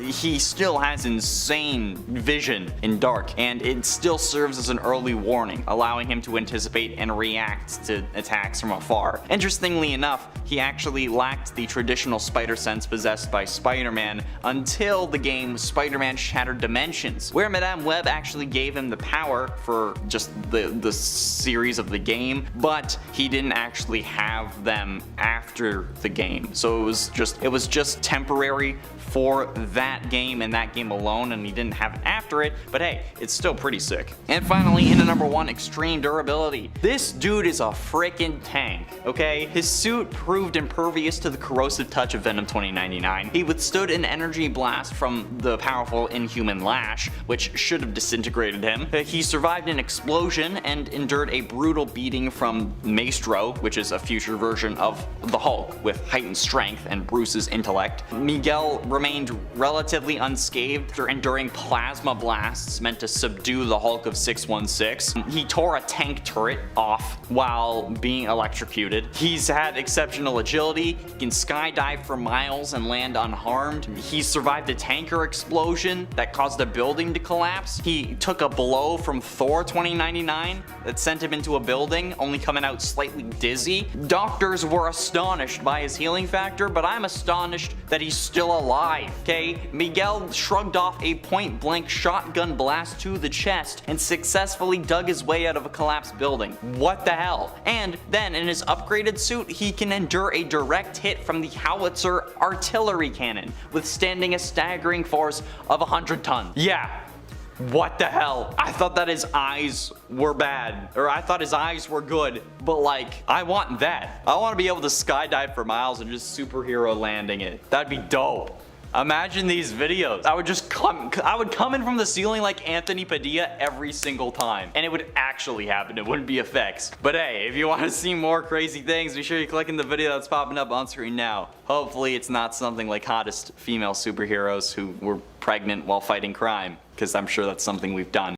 Number 10. Resurrection. While not always influenced by Madeline and her own abilities, Maddie not only has a powerful healing factor, but she seems to have found herself in a constant cycle of resurrection. Meaning that even when she seems to be dead and gone and we haven't seen her for honestly years, she's the kind of villain, and honestly not even just a villain now, also just as a character, that always comes back. Madeline has been defeated multiple times and has returned since her initial introduction and defeat in Inferno more than 5 times over the course of her 40-year history. Now that is quite a lot of returns, and also quite a lot of disappearances, honestly. One thing is for sure, if Maddie is killed or seemingly permanently defeated or disposed of in some way, she always comes back. Eventually anyways. Might take a few years, but she'll be back. And friends, before I move on to our next spot on this list, if you love what we do here at Top 10 Nerd, be sure to show us you love us by clicking that subscribe button. Number 9. Phoenix Force. The Phoenix Force is literally a part of Madeline Pryor. No, seriously, she wouldn't exist without it. While some might argue that Madeline Pryor is a weaker version of Jean Grey, those folks likely don't understand her origin. At least her retcon origin.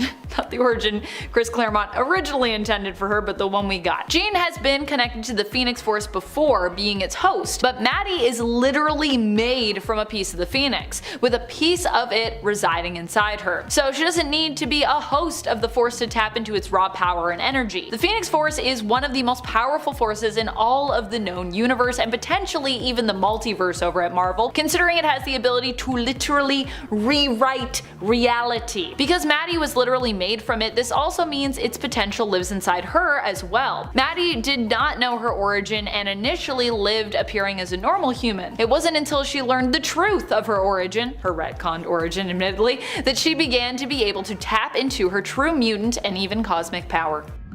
Number 8. Psychic Link. Madeline Pryor has the ability to link her mind to another being. We see her doing this during the initial Inferno event, and honestly, it's pretty scary. It is in doing this that she almost completely destroys and defeats Jean Grey during their fight against one another. I can't even imagine having my mind psychically linked to someone, especially not someone who looks identical to me and seemingly kind of stole my life. I mean, whichever way you want to look at that, either from Jean's perspective or Maddie's perspective, they could definitely both share that perspective when looking at the other of someone stealing someone's life. Initially, the two women shared a psychic link, one that Madeline later exploits during Inferno in an attempt to kill Jean, although of course through harming herself. Madeline's plan at that point is to basically take her own life, thereby destroying Jean through their link, thereby taking Jean down along with her. If I'm going down, you're coming with me, and I'll go down if it means I can defeat you.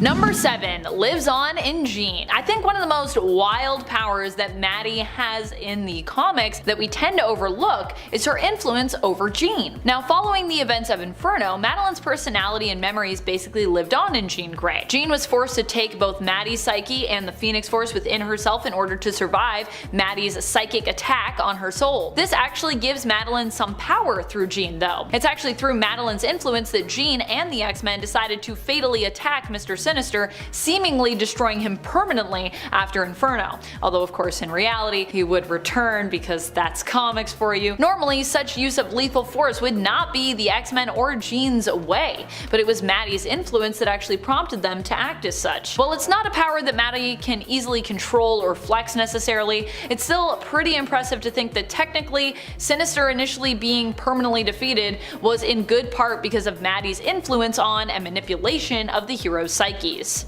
Number 6. Take your memories. At one point, Madeline Pryor attempts to take all of Jean's memories, and even threatens to do so. During the Dark Web event, she actually worked with Chasm, the current evil persona of Ben Reilly, who had worked on a device that would forcefully take someone's memories from them. Ben was doing this to basically get the memories that he lost back during the Beyond event, aiming to get them back from Peter Parker's Spider-Man, since Ben's early memories were initially copied from Peter's mind when Ben was created. Without them, there was a big hole in his mind and his personality, a chasm, if you will. Huh? Get it? Teaming up with Ben, Maddie sought to retrieve memories of raising her baby, who would eventually grow up through time to become Cable, from Jean. She felt that she was basically robbed of these memories after she was defeated in the initial Inferno event, with Jean taking over her role as baby Cable's mom. However, in the end, Maddie didn't have to forcibly take Jean's memories at all, as instead Jean chose to willingly share them with Madeline, having never wanted to fight her in the first place. However, it was still a power that Madeline has, and she could have used it, but she didn't.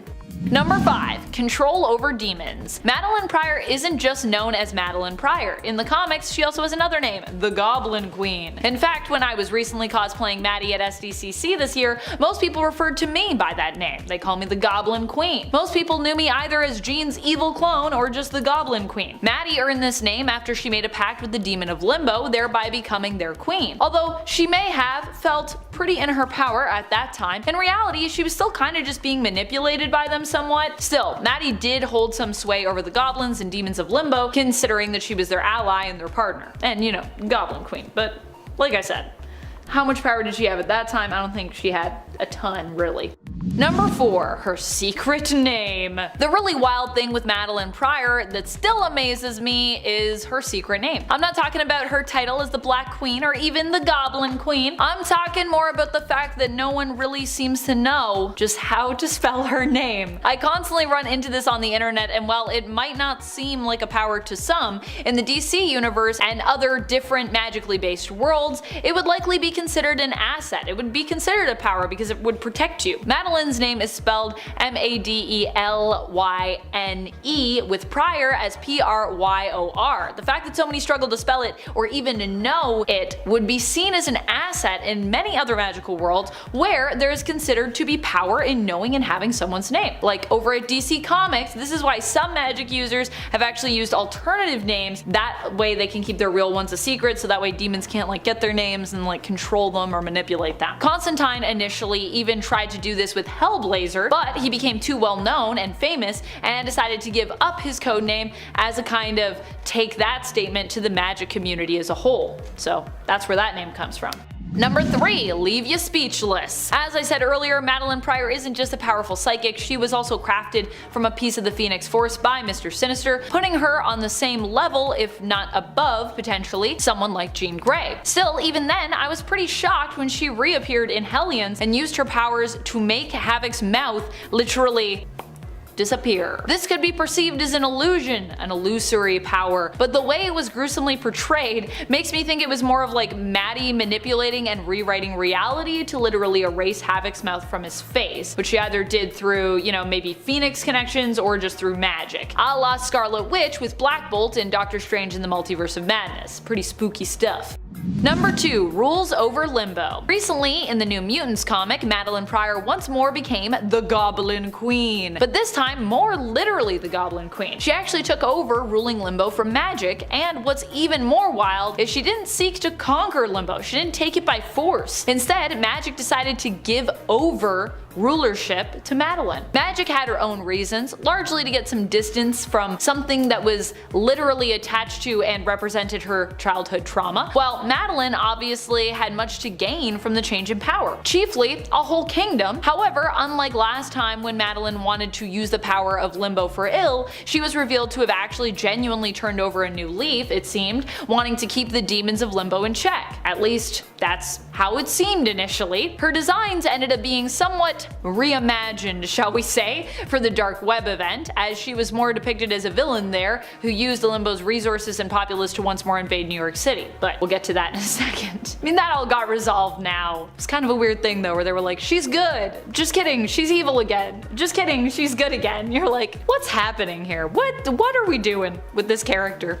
Number 1. Master Diplomat? Madeline Pryor is perhaps working towards becoming a master diplomat and leader. At the end of the Dark Web event, with Maddie once more being reformed and even becoming an ally of the X-Men during the event, fighting alongside them and even getting to call on them to assemble, so nice, she decides to open up her own embassy for Limbo, stationing it in New York City. Maddie does this to bring the darkness into the light, believing the spirits of Limbo have been hidden away for far too long, seeing them as representing her own darkness and basically saying like, we try to like hide our darkness and suppress it and like put it away, but you know what, in order to heal we need to bring it out into the light. She intends to make sure that the beings of Limbo are no longer rejected and in fact are seen and accepted by the world above, and in this case now around them. Which I kind of love, honestly. I think that's beautiful. At number 10, he's a god. I think this is something that a decent amount of people forget. Thor is literally the god of thunder. Like, yeah, he's a demigod technically, but he's still a freaking god. And this comes with a whole bunch of associated powers, like Superman toughness, senses, strength, and the fact that he's 1,500 years old. Yeah, that's also a thing. He's normally depicted as being 1,500 and 1,800 years old, which makes me really question the ethics and morals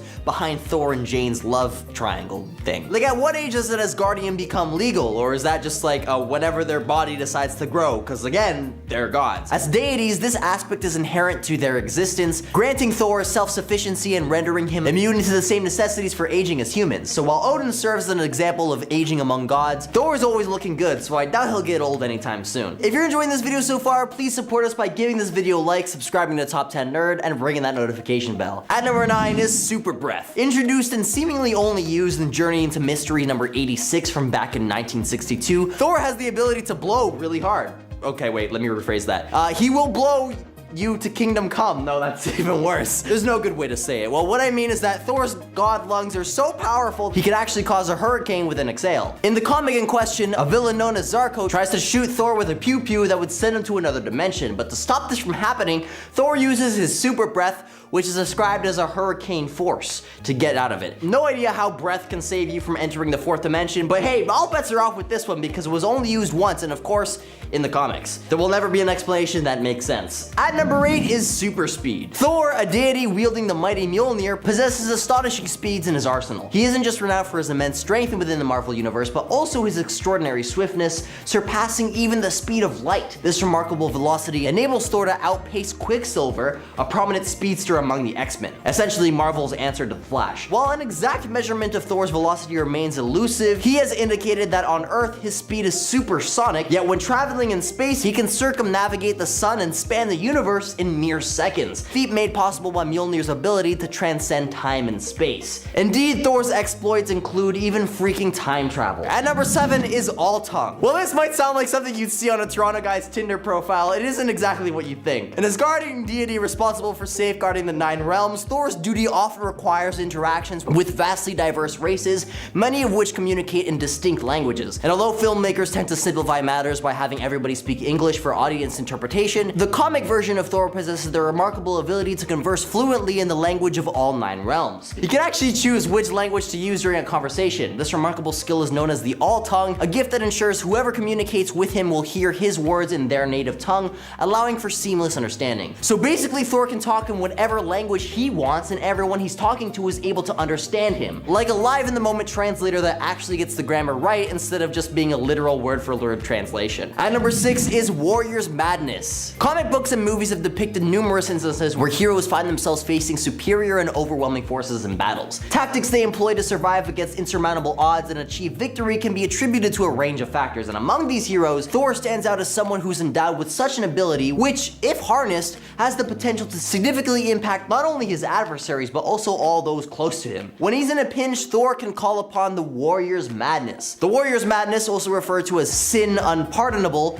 stands as Asgard's most forbidden affliction under Odin's decree. Those afflicted bear the weight of a dire penalty, with only the most solemn sacrifices capable of redemption. This malady grants Thor a tenfold surge in strength and endurance, yet perilously endangers his mental well-being. It manifests through symptoms such as berserker fury, intense migraines, erratic thoughts, savage savage and animalistic actions, uncontrollable behavior, and irrationality. At number 5 is earthbending. During the early 2000s, a series of intricate events led to numerous Asgardians becoming trapped within the bodies of ordinary humans. This continued until Thor emerged from his prolonged slumber, breaking the cycle of Ragnarok and establishing a new Asgard above Oklahoma. Thor's return marked a rebirth, unveiling his extraordinary power over Earth itself, elevating him to one of the mightiest Asgardian deities. Embracing his elder god lineage, Thor's abilities expanded beyond mere weather manipulation. He gained dominion over vast chasms spanning continents and trigger earthquakes. In moments requiring more than weaponry and brawn, the creation of chasms to separate Thor from his adversaries proved to be an essential strategy. At number 4 is teleportation. In 2000, Marvel introduced the Ultimate Marvel Universe as a way to refresh long-standing characters with new variations and minor reboots. On Earth 1610, many of Marvel's iconic figures underwent an updated and reimagined depictions, including Thor, who exhibits a distinct divergence. In this rendition, Thor's reliance on Mjolnir for his abilities is diminished, showcasing a more arrogant and resilient warrior. Unlike his traditional counterpart, Thor from 1610's powers are not solely derived from Mjolnir. Rather, they're channeled through the enchanted hammer, resulting in a significant reduction of his power level within the Ultimate Universe. However, this drawback is balanced by his new form ability to teleport through rune magic. Reports suggest that he can traverse vast distances, spanning cosmic expanses and bridging dimensions. Despite these unique traits, the full scope of Thor's capabilities in this universe remains a mystery. At number 3 is Anti-Force. Beyond its association with potent lightning bolts, Mjolnir possesses a versatile range of abilities. Among these, it can harness and manipulate diverse energies, unleashing multitude of formidable blasts. The Anti-Force stance is one of the most formidable, albeit used sparingly, and a weapon of last resort against adversaries who defy conventional defeat. The Anti-Force's immense destructive energies are inherently pervious,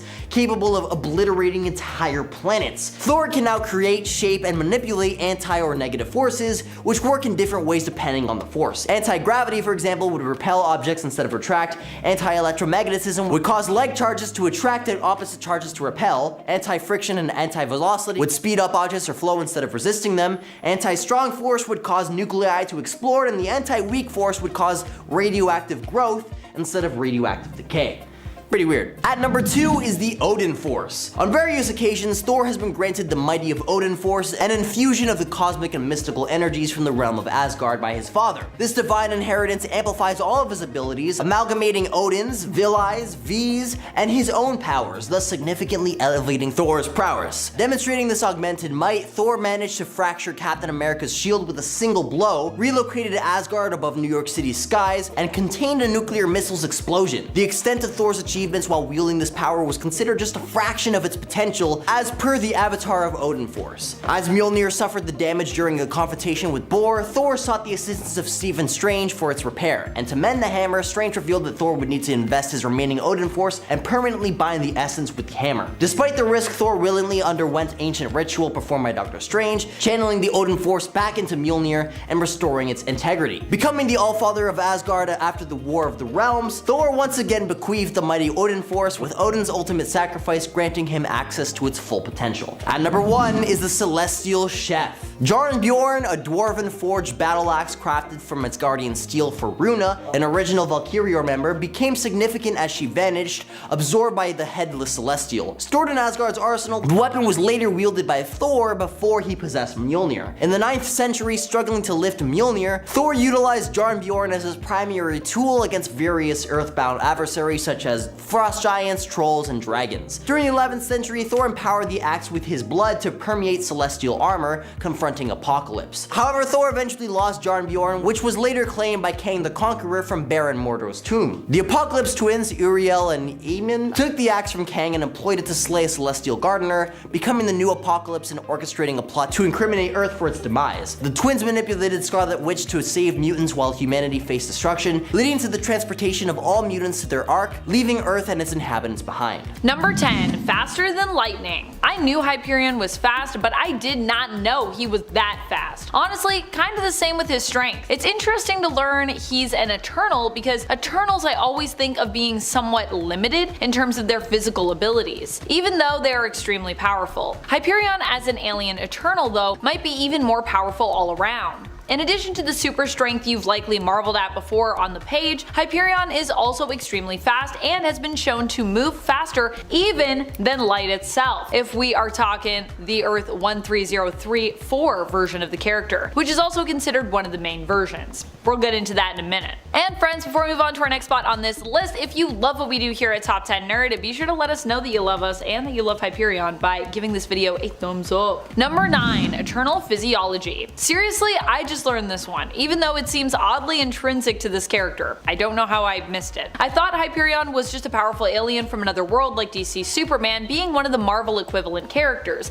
And he is, but he's also, in a very Marvel way, an Eternal. A powerful Eternal alien. So I had to share that with you in case, like me, you also did not know this and you just thought he was an alien from another world. The important thing to know with Hyperion is there are many different versions of him, since he himself is not even inherently an Earth 616 main continuity character. And when it comes to which Hyperion is considered the mainstay, that has actually kind of changed over time. For this point though, we're talking about Hyperion of Earth 712, who first appeared in Avengers 85 back in 1971. The first Hyperion to appear, I believe, in the comics. And when it comes to this version of the character, he is actually considered to be an Eternal. In fact, I think all versions of him are still considered to be Eternal, but still somehow I missed that origin. This is how Hyperion is able to channel energy, which ultimately charges his powers. To be clear, this version of Eternal Physiology does not translate to robots like we learned in the MCU, which is also based off of a revelation of what the Eternals are in the comics as well, at least the Earth-based Eternals. However, at this time they were just prehistoric humans initially who were experimented on by the Celestials when they visited Earth more than a millennia ago, and the Celestials also went out to other planets, did this in other places, so there are other Eternals. Hence why Thanos is also kind of connected to the Eternals, he's also one. But from Titan. Number 8. Invulnerable in every sense. Okay, so I knew Hyperion was invulnerable, but what I didn't fully comprehend is just what high level of invulnerability he possesses. If we're talking about Earth 712 Hyperion, the first version of the character to appear, we have seen him completely unharmed by impossibly strong weapons and metals such as Ultimate Wolverine of Earth 1610's adamantium claws. Wolverine's claws are typically known for being able to cut through most things, but apparently Hyperion is not one of those things, or beings rather, that he can harm with his famous weapons. Aside from that, this version of Hyperion has also withstood direct blows from Thor's famous Uru hammer, Mjolnir. Withstanding the blow of Thor's hammer is no easy feat, and even some of the most resilient heroes and villains from Marvel crumble under the weight of its blows. So,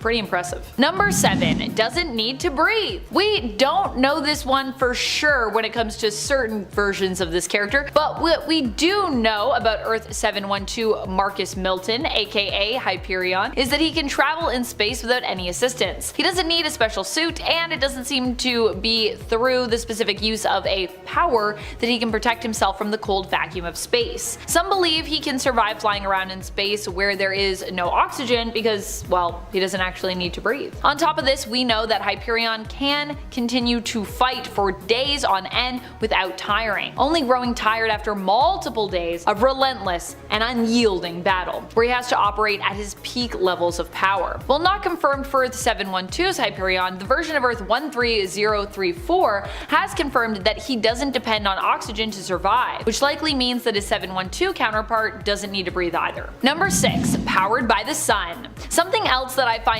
fascinating about Hyperion, and that I didn't personally know, is that he is literally solar powered. He can actually absorb solar energy and use this to give himself energy, which is how he can fight for so long in battle. He basically takes in the solar energy and converts it to usable energy in his body. If his solar energy stores are full, once he depletes energy accrued through other more typical means for us humans, he can use the solar photons to keep himself going, converting those into energy which he then uses to power himself. I guess this shouldn't surprise me, considering he is, like I said earlier, basically one of Marvel's versions of DC Superman, but I didn't know that he was that close to an adaptation, even sharing Clark's sort of solar-based abilities in some regards. It's a little different, but still similar. Number 5. What tires us only makes him stronger. Not only does Hyperion not need to breathe, which makes him a pretty scary foe to face, to be honest, if you had to, but he doesn't tire at all in the same way that we do. When humans exert themselves, and more specifically their muscles, they actually expel energy. The stress on your body and your muscles causes you to tire physically and in some cases mentally, and causes you to get sore afterward in response to this stress.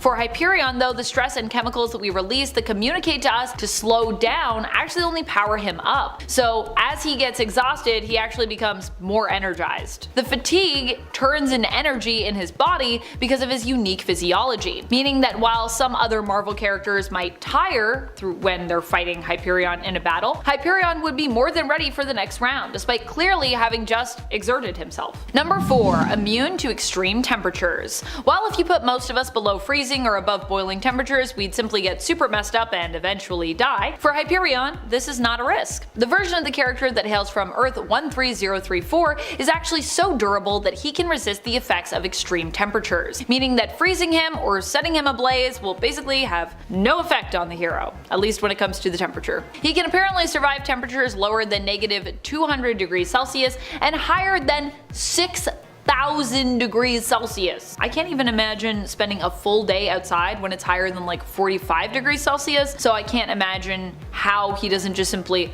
turn into a literal human puddle of goo in plus 6,000, but apparently he would still be solid, even in that super extreme heat. Number 3. Cosmic energy powered healing factor. I would expect someone like Hyperion to have a healing factor, but what I wouldn't have guessed is exactly how said healing factor works. For Hyperion, he is actually able to manipulate cosmic energy, and it is through this manipulation that he heals himself. His healing factor is so intense that it protects him at all times from disease, infections, and even erases the effects of aging, keeping him eternally young. However, it is also reliant on his cosmic energy stores, which is also what he uses when activating his atomic vision. So while you might have known that Hyperion has a healing factor, you may not have understood that overusing his atomic vision, which depletes his cosmic energy stores, results in Hyperion being unable to heal himself. However, as long as he can survive whatever injury was done to him, he can always replenish his stores to heal later, so it's a temporary thing. Using his atomic vision actually also does damage to his eyes, meaning that he actually has to use the cosmic energy to do both if he wants to be able to see after using his atomic vision powers.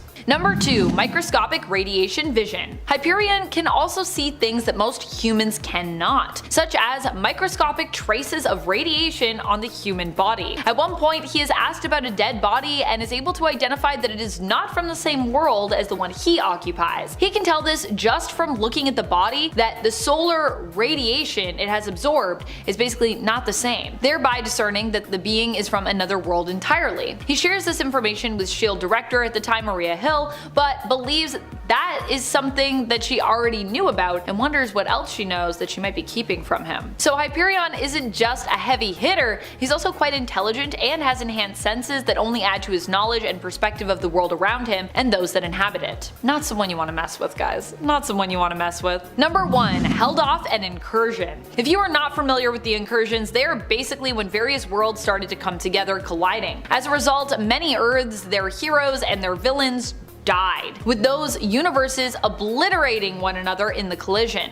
When the incursions came for Hyperion's world, he decided to put himself in between the collision to stop it, and for a moment he actually succeeded, holding the two universes apart, using just his own strength. However, he couldn't hold this forever, and eventually the worlds would collide, but even then, Hyperion would remain! This was a feat accomplished by the Hyperion of Earth 13034. I still can't believe that he survived that. That's crazy. Number 10. Dr. Fate. So here's the thing with Dr. Fate. Typically the character is not just one character, but two, inhabiting one body. This is what the Helm of Fate actually represents. The connection of Dr. Fate to Naboo, the Lord of Order, which is where Kent Nelson originally got his powers and his knowledge from. Of course, Kent Nelson also has power separate from his appearance as Dr. Fate. He is, after all, a supremely skilled and knowledgeable magic user in his own right, thanks to years years of training. However, with Dr. Fate really in essence being kind of two people combined, the Lord of Order Naboo and Naboo's host, in this case we're talking about Kent Nelson, these two do not always agree on how best to deal with an enemy or potentially catastrophic events. Case and point in Justice League Dark when Naboo takes control of Kent's body against his will, only for him to later be freed of Naboo's influence and refuse to basically use the power of the helm, instead choosing to keep Naboo trapped within it, because Kent knows, well, if I try to work with Naboo, I'm probably gonna get possessed again. This guy's kind of being a little evil right now. And friends, before we move on to our next spot on this list, if you love what we do here at Top 10 Nerd, why not show us you love us by clicking that subscribe? I know there are many of you that are not subscribed, so do it. Click the button. Do it. Number 9. Cyborg. In the Doom Patrol series, we literally saw just how powerful Cyborg is when it comes to using him as a pawn and manipulating him into attacking his own father. Mr. Nobody managed to trick Cyborg and ended up showing just how much potential he has when it comes to his ability to do harm. Cyborg actually would make probably a pretty great villain, to be honest, which is creepy. Cyborg in general usually has to be careful when fighting against enemies because he is super strong. In the comics and other media, he has also been portrayed as being in essence a master hacker, and as a result constantly decides to hold back rather than,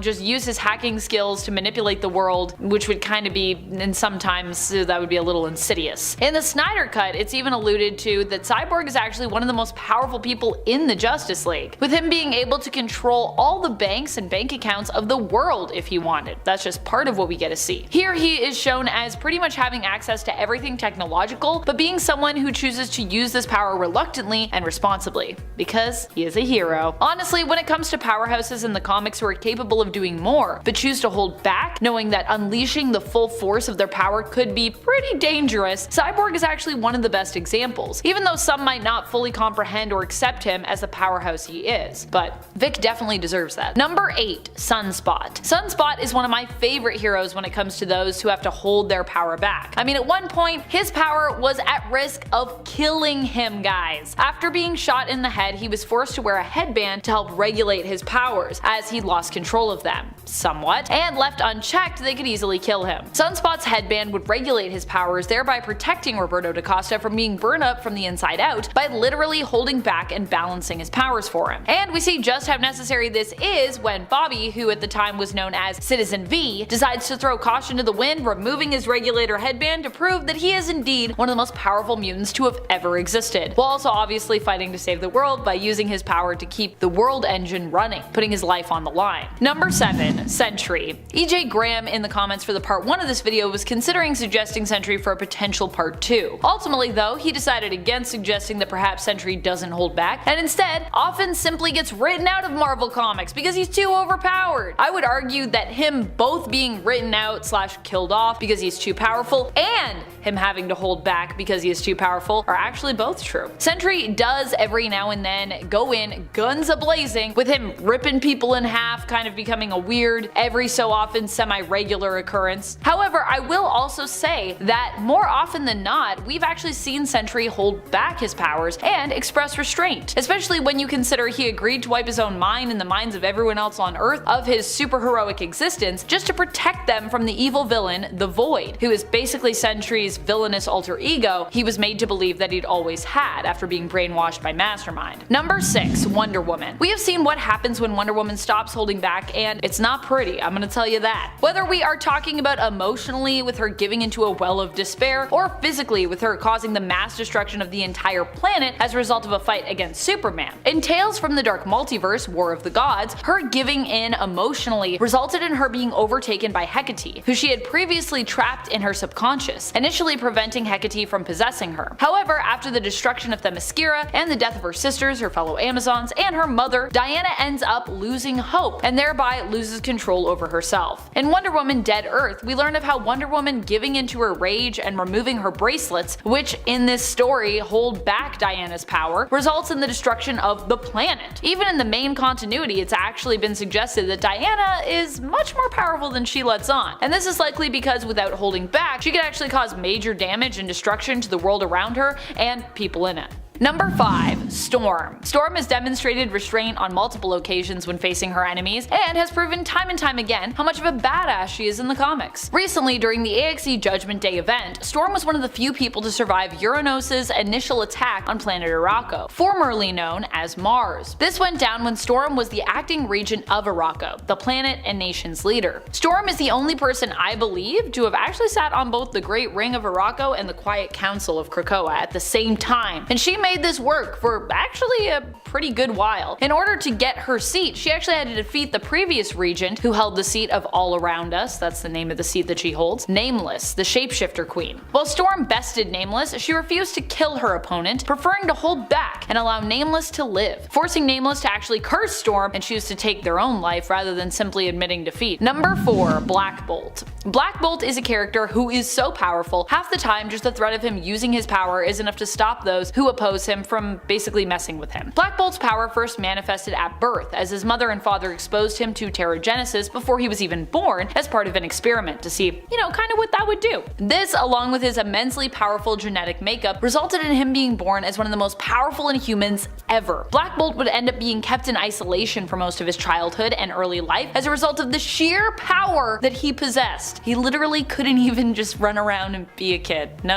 too powerful. His powers are related to the speech center of his brain and his ability to harness electrons. Using both, he possesses an extremely powerful voice, with just a whisper often being enough to harm those who stand against him. As it stands, Black Bolt usually communicates telepathically, although not psionic himself, or more often with his own specific form of sign language. Number 3. Icon. Icon has been shown to be even more powerful than Superman on occasion, with Superman at one point remarking that being hit by Icon was the hardest that he'd ever been hit. The two have fought multiple times against one another in the comics, even way back when Clark had his long hair. Oh, I miss his long, luscious locks. At one point they end up fighting in the 2006 Justice League of America series in issue 28, but here it's all a show, so there's no real victor since they are kind of just pretending to fight here. And we have to expect that Icon was holding back somewhat here. Sure, he wanted to make the fight appear convincing, but he didn't actually intend to hurt Superman, which implies that he wasn't even using his full force here, as he likely wouldn't need to go hard to sell a fight to onlookers. With that reasoning, not only have we literally seen Icon hold back, but it also means that the hero, now from DC's Milestone imprint, might actually have to hold back even more than some of the most powerful heroes from DC's mainline, which is pretty wild to consider. Number 2. Magik. Magik is a hero that often gets left out of lists like this, so I want to thank Michael Sheehan in the comments from our part 1 video for suggesting that I add her to this video. Truly, she is a superhero who constantly has to hold back, lest she threaten the existence of the world and possibly the universe. Magik isn't just a straight up hero, she's complicated. She also has a darker side known as Darkchild that she often has to keep contained. And that's what I love about her complexity. She also has a ton of trauma in her life that she constantly has to confront and deal with. Number 1. Dr. Manhattan. Dr. Manhattan has to be one of the ultimate heroes for needing to hold back. Dr. Manhattan is insanely powerful, and perhaps this is why he generally prefers to stay out of the affairs of mortal beings. Well, that and the fact that he likely doesn't much care for, humans. He is a reality warper, and in fact is one of the folks, I would argue, in current lore, the main folk, responsible for the New 52 continuity reset. As such, Dr. Manhattan constantly holds back, despite the fact that he could reset the universe on the daily, destroy it, or completely fix everything. Instead of doing any of this stuff though, he prefers to take more of a watcher role, only getting involved when he really feels it's necessary or has some strong desire to do so, which isn't very often. Number 10. Daredevil. When Matt Murdock was a child, he was hit by a truck that was carrying toxic radioactive isotopes. He got some gunk in his eyes, and as a result, he was blinded. But this being Marvel Comics, the radiation heightened his other senses to the point that he was given his trademark radar sense, which allows him to do sick flips and fight crime as Daredevil. Daredevil is quite a religious fellow who also believes in letting the legal system do its work as much as possible, so he has a pretty strict stance against killing people, believing that the criminals he fights should be taken to prison and left alive. This has put him at odds with other more lethal characters like the Punisher, who thinks that the only good criminal is a dead criminal. But despite the fact that he is often tempted, Daredevil holds back, using his ninja skills to brutalize and maim, but not to kill. This self-imposed rule has been broken a couple times, such as when he was possessed by a demon, when he was forced to shoot a helicopter pilot who was using a minigun to brutalize Hell's Kitchen, and when he attempted to shoot the Punisher, when Frank had tied him up and taped a gun to his hand. But once again, these are pretty extreme situations where he didn't really have any other options. Number 9, Professor X. Charles Xavier is the leader of the X-Men and the founder of a school for gifted youngsters where he trains young mutants to control their powers so that they don't accidentally destroy buildings on the regular. He is an extremely powerful mutant, being able to read and control people's minds. In theory, he could force anyone to do pretty much anything he wants. Thankfully, Xavier shows a decent amount of restraint with his powers, and usually makes a point of not reading his students' minds without permission, and rarely using them to make people act against their nature. For example, considering that governments in the Marvel Universe are consistently passing anti-mutant legislation, it would be very tempting to control the responsible politicians' minds to force them not to vote for such measures. But he doesn't do stuff like that. Sure, he has a bit of a god complex, and has a history of wiping people's minds when he screws up, or dampening Jean Grey's powers until he feels she's ready for them. But overall, he shows a lot of restraint. Outside the comics, in the X-Men 2 movie, we even see that while using Cerebro, Professor X could kill every mutant or human in existence simply by concentrating. So, yeah, he's holding back. Number 8, Batman. Batman is similar to Daredevil in the regard that he is one of the most gifted martial artists in the world and has extensive knowledge on how to handle any situation. Like Daredevil, he also has a strict moral code that prevents him from killing any of the criminals he faces, despite the fact that he certainly could with ease. For example, in Book 1 of The Dark Knight Returns, Batman is fighting against a group of thugs, and in his inner monologue, we can see him playing out strategies, saying, "There are 7 working defenses from this position. 3 of them disarm with minimal contact. 3 of them kill, and the other hurts." He, of course, chooses the option that hurts. But it is a good example of how, as a master strategist, in any situation, he is aware of how he could kill, but chooses not to. This is due to him not wanting to go down the path of his villains, and having a desire to see criminals reform, often hiring criminals who are let out of prison to work at Wayne Enterprises. So, like Daredevil, he has a strict moral code, but he is better than Daredevil at sticking to it, earning him the higher slot. Number 7, Thor. Thor is literally the god of thunder. He can bring down lightning, he can smash stuff with his hammer, and he is an amazing warrior with centuries of combat experience. In fact, he was so powerful and arrogant that his father, Odin, sent him to Earth in order to temper his power with humility. For those only familiar with movie Thor, in the comics, Odin sent Thor to Earth with no memories of his life as a god, and made him believe that he was a doctor with a bum leg named Donald Blake. As detailed in the character's first appearance in Journey into Mystery number 83, he spent a decade on Earth learning the value of hard work and perseverance as he dealt with his injured leg and set up his own medical practice. After this decade had passed, Odin implanted a message in Thor's subconscious telling him to go to Norway, where he found his hammer and regained his godly identity. I don't know if this is full on holding his power back, but the fact that he went through all of that to learn humility and what it meant to be worthy of his powers shows that Thor is very aware of his powers and the proper way to use them. Number 6, Quake. Daisy Johnson is the daughter of the villain Mr. Hyde and a woman with the Inhuman gene. This resulted in her developing the ability to manipulate vibrations.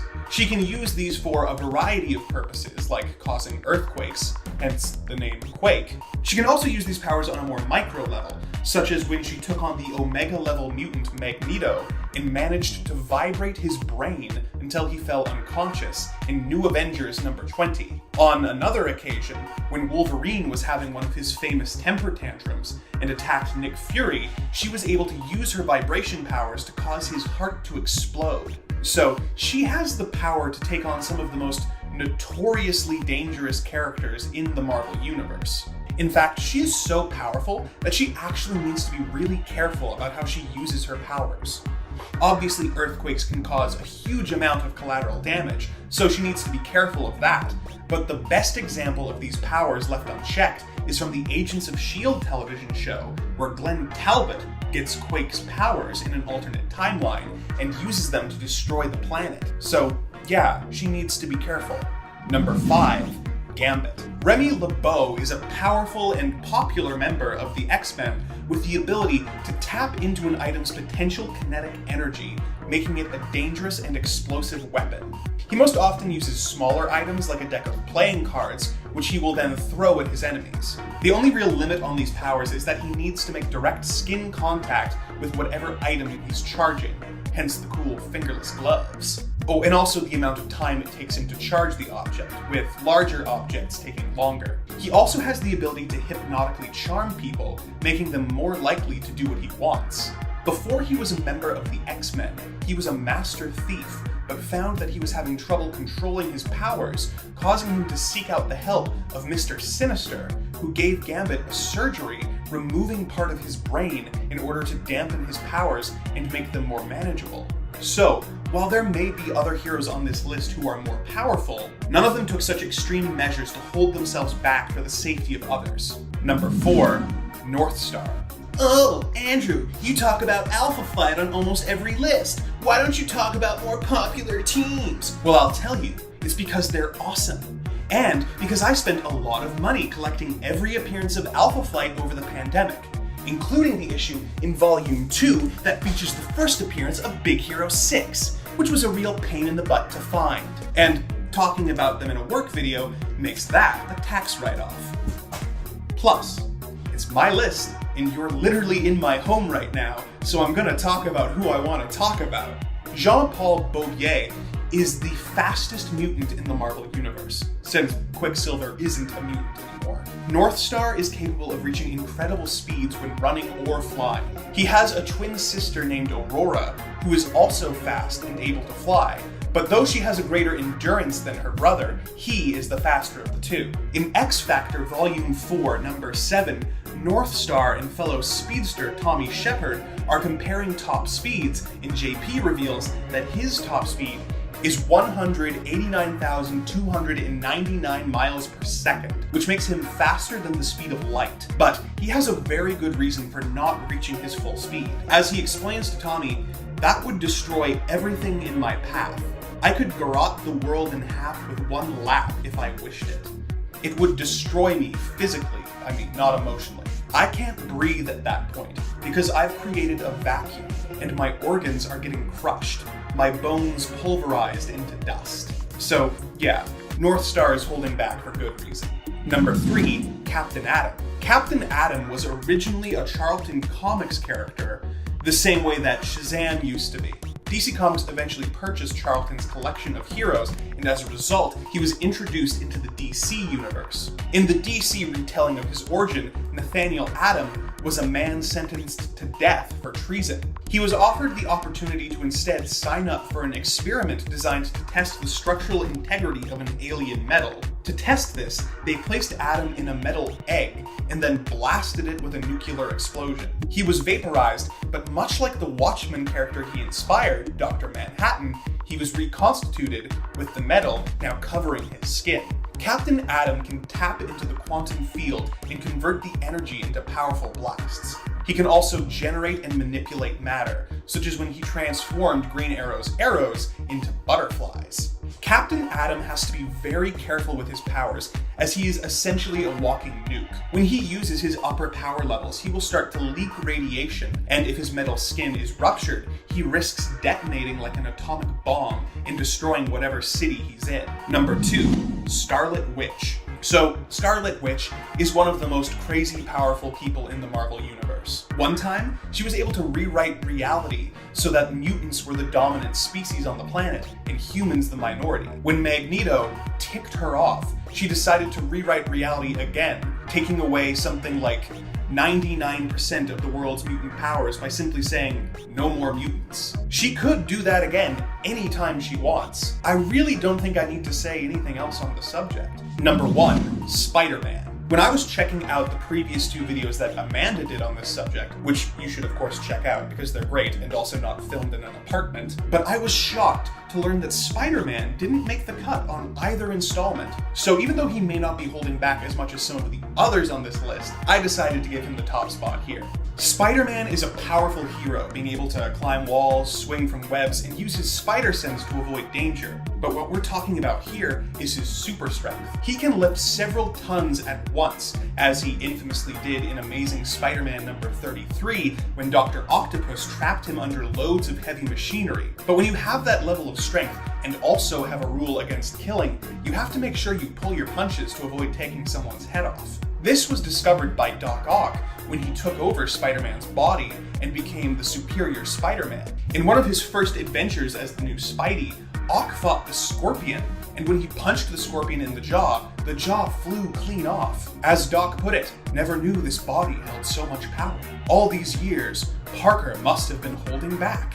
That really must have made him rethink every time Spider-Man punched him and how that could have turned out. Number 10, the Spectre. This spirit of vengeance in the DC universe first appeared in More Fun Comics number 52. He was originally a demon named Aztar who was helping Lucifer to try and take control of heaven. He eventually had a change of heart and surrendered to the Archangel Michael. As a means of atonement, his memory and consciousness were wiped and he was transformed into the Spectre. He is a divinely powered being capable of almost anything he can imagine. He can travel between dimensions and can shoot energy blasts, is immortal and capable of flight, intangibility, possession, telepathy, and telekinesis, just to name a few of his powers. In order to temper this power, he must be bonded to a human host, with his most often host being Jim Corrigan. Spectre has no limit to his power, but is bound by the morality of his host, who often prevents him from unleashing the full wrath of God upon his enemies. Number 9, Green Lantern. The Green Lantern Corps are a group of intergalactic space cops who are led by a group of aliens known as the Guardians of the Universe. They have used the green power of will to create a central power battery on the planet Oa, and to create power rings which recruit members to the Corps and allow them to protect their sectors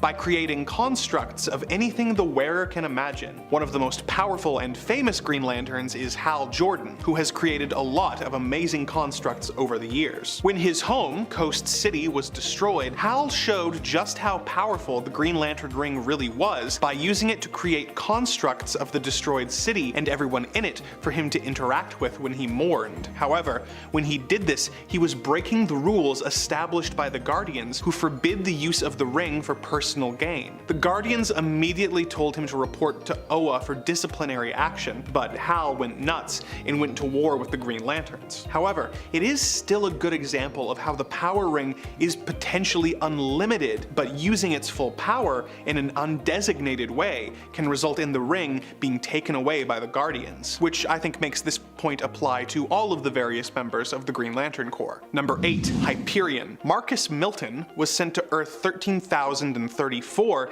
as a baby from a dying world of Eternals, where he was raised by a human father who taught him the morals of society. When he grew up, he became the superhero known as Hyperion and joined the super team Squadron Supreme. When his universe and another were colliding, Hyperion tried to prevent his universe's destruction, but failed and was left floating in nothingness until AIM scientists on Earth 616 pulled him into their reality and took him prisoner. He was eventually freed by the Avengers, who he then joined. Hyperion is a ripoff of Superman, whose powers come from the sun. As such, he has a very similar power set, being nearly invulnerable, having super strength, speed, stamina, and the ability to fly and shoot atomic energy from his eyes. Like Superman, he has to be extremely cautious due to his amazing strength, as he could easily destroy the planet if he lets loose too much. Unlike Superman, he has cut loose in a violent way before, such as when he plucked Atlantis from the sea and threw it to the ground, thus destroying it. But he felt bad later, so it's okay. Number 7. Captain Marvel. Carol Danvers is the half-human, half-Kree warrior who joined the Air Force before joining NASA. She discovered her powers and became a superhero, operating under various different aliases such as Miss Marvel, Binary, and Warbird, before eventually taking up the mantle of her dead love, Captain Marvel. She is an extremely powerful hero who has been a member of the Avengers, an honorary X-Man, a Starjammer, and the leader of the Alpha Flight space program. Captain Marvel has all the classic powers such as super strength, durability, and flight, but also has a few extra ones, such as the ability to shoot photon beams and the ability to transmute matter in order to reshape it into anything she wants. She is yet another example of a hero so powerful that they have to be sure to restrain themselves in order to not accidentally kill everyone on the planet. Number 6. Rogue. Perhaps the most obvious choice for a spot on this list, and one that it's frankly kind of embarrassing none of us thought to put in any of the previous 3 videos on this subject, is Rogue. Anna Marie has the mutant power to absorb people's energies through touch, which temporarily grants her their abilities, powers, and memories, and causes her victims to be weakened. She once attacked Carol Danvers, and as a result, permanently ended up with her powers of super strength and flight. She started out as a member of the Brotherhood of Evil Mutants before eventually joining the X-Men. Although her powers can be useful in a combat setting, it can really mess with your personal life when you can't touch anyone you care about without hurting them. So, most of the time, Rogue holds back her powers by wearing gloves for the safety of those around her. Number 5. Storm. Aurora Monroe is descended from a long line of African priestesses who all have white hair and the potential to use magic. Her mother was a princess who married an American photojournalist and moved with him to Manhattan, where Storm was born. They moved to Cairo when she was 6 months old, but when she was 5, her parents were killed, leaving her an orphan. She lived as a thief for a while before eventually making her way to Kenya, where her weather-controlling powers made her be worshipped as a goddess. She is connected to Earth's weather patterns, and as a result, her emotions can result in unstable weather. If she gets mad, she could start a tornado, for example. Therefore, she has to be careful to keep her powers in check, lest she accidentally cause a natural disaster. Following the death of Wolverine, Storm had Beast take her into space so she could safely vent her emotions, and she still ended up igniting Earth's atmosphere, causing an aurora borealis effect across the entire planet. Number 4. Ghost Rider. Johnny Blaze is a motorcycle stuntman who, in an effort to save his surrogate father, Crash Simpson, from dying of cancer, made a deal with the demon Mephisto. Mephisto promised to cure Crash's cancer in exchange for Johnny's service. Unfortunately, Crash perished in a stunt gone wrong almost immediately afterwards, and Johnny became Ghost Rider, becoming bound to the spirit of vengeance, Zarathos. When transformed into the Rider, he has super strength, is essentially immune to damage, and can manipulate hellfire. Perhaps most iconic is his Penance stare, which causes its victims to experience every bit of pain that they have ever inflicted on other people, resulting in guilt, pain, and trauma. Ghost Rider is extremely powerful, but Zarathos tends to want to go really all out on his quest for vengeance, and Johnny often has to hold him back to prevent him from going too far. Number 3. Iceman. Bobby Drake is a mutant whose powers were first revealed when he was attacked by a group of school bullies and he was forced to freeze their leader into a block of ice. An angry mob showed up at his home planning to execute Bobby, but he was saved by Cyclops and Professor X, and he was invited to join the X-Men. His powers include the ability to become organic ice. He can also generate ice, snow, and cold temperature using the moisture in the air. This is actually more powerful than you might initially think, allowing Bobby to freeze the Earth in Astonishing X-Men Volume 3, number 64. He is an Omega-level mutant who holds back from using the full extent of his powers as he fears that he could be dangerous. Professor X once said that Iceman has the potential to destroy the planet if he's not careful, and for a time, Bobby was known to wear a special power belt which helped him keep his powers under control. Number 2. The Human Torch. When Johnny Storm was exposed to cosmic rays while on a space exploration mission with his sister Sue, Reed Richards, and Ben Grimm, he was transformed into the Human Torch, and the group became Marvel's first family, the Fantastic Four. As the Human Torch, Johnny is capable of controlling ambient heat and transforming into a fiery plasma. He can sculpt and throw flames with his pyrokinesis, telekinesis and is able to fly. Most relevant to this list is his Nova Flame, which happens when the torch reaches his hottest temperature and expels it 900 feet around him at a temperature of 1 million degrees Fahrenheit. This makes him about as hot as a nuclear warhead, and if he did this in a populated area, it could result in several deaths. He has stated that this power has the ability to destroy a small moon. He also has to hold back so that he doesn't burn up the Earth's atmosphere, killing everyone on the planet. Number 1. Supergirl. Kara Zor-El is Superman's cousin. When the planet Krypton was destroyed, Kara's home, Argo City, was spared thanks to the efforts of her father. Although, due to radiation, the city was slowly turning to kryptonite. When the city was deemed past the point of no return, her father pulled a page out of his brother's book and built a rocket, sending Kara to Earth. She became Supergirl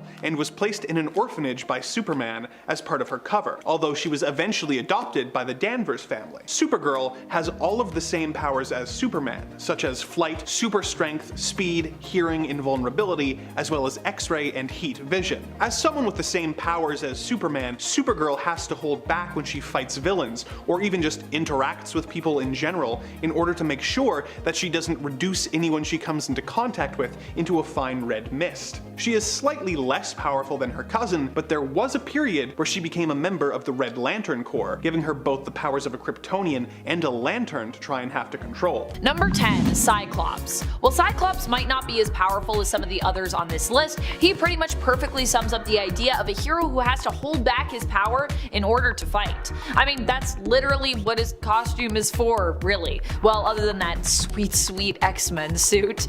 That is just so we know what team he's fighting alongside. But when it comes to his visor, that is straight up being used to better control and restrain his powers, so that he isn't just optic blasting everyone he looks at or comes up against into next week. Additionally, Cyclops doesn't just use his visor, but also uses his gloves to do this.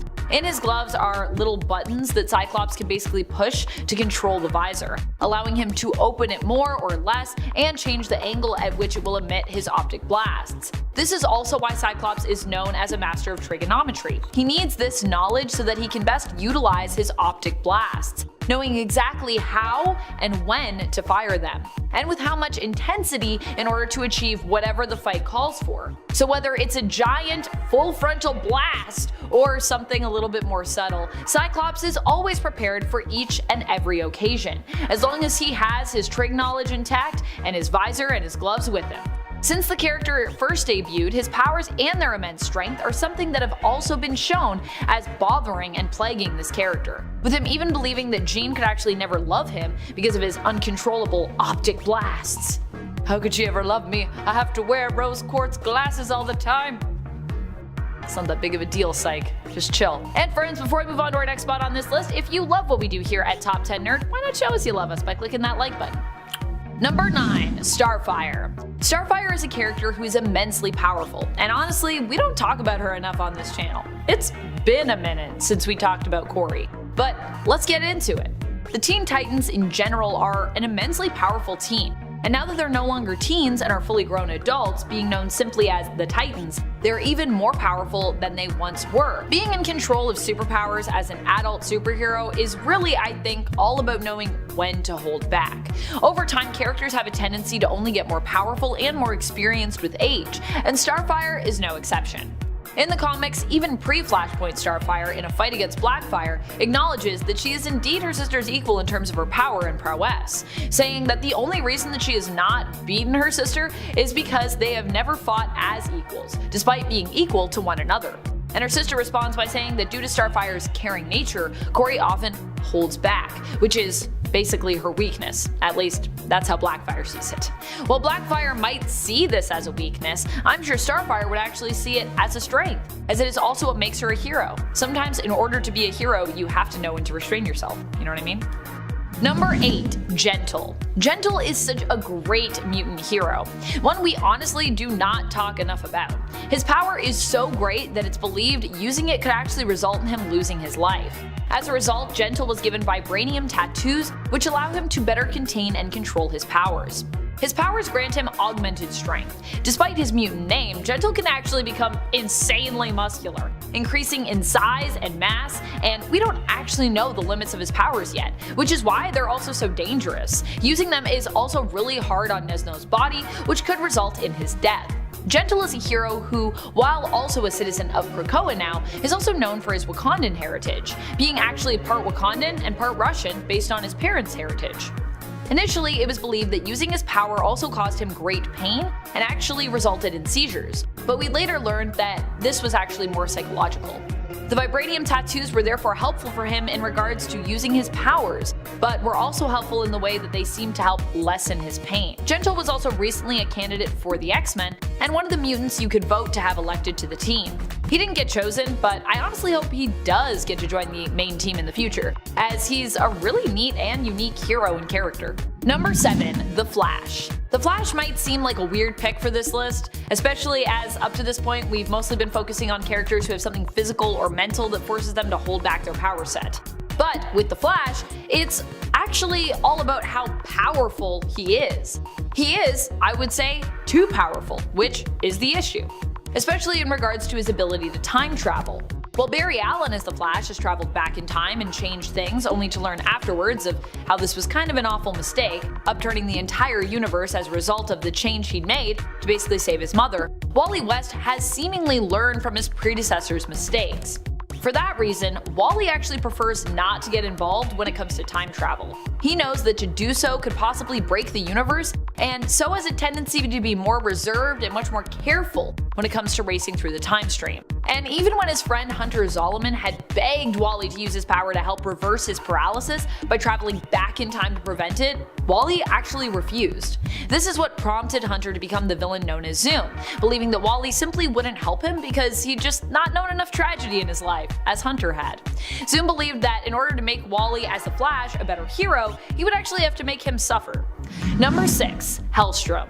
Hellstrom is actually someone who is similar to another character on this list in regards to his heritage, although the other character I'm comparing him to here is actually not from Marvel, but stay tuned for more on that. Because this point is all about Damon Hellstrom, or Hellstorm, depending on his persona and his mood.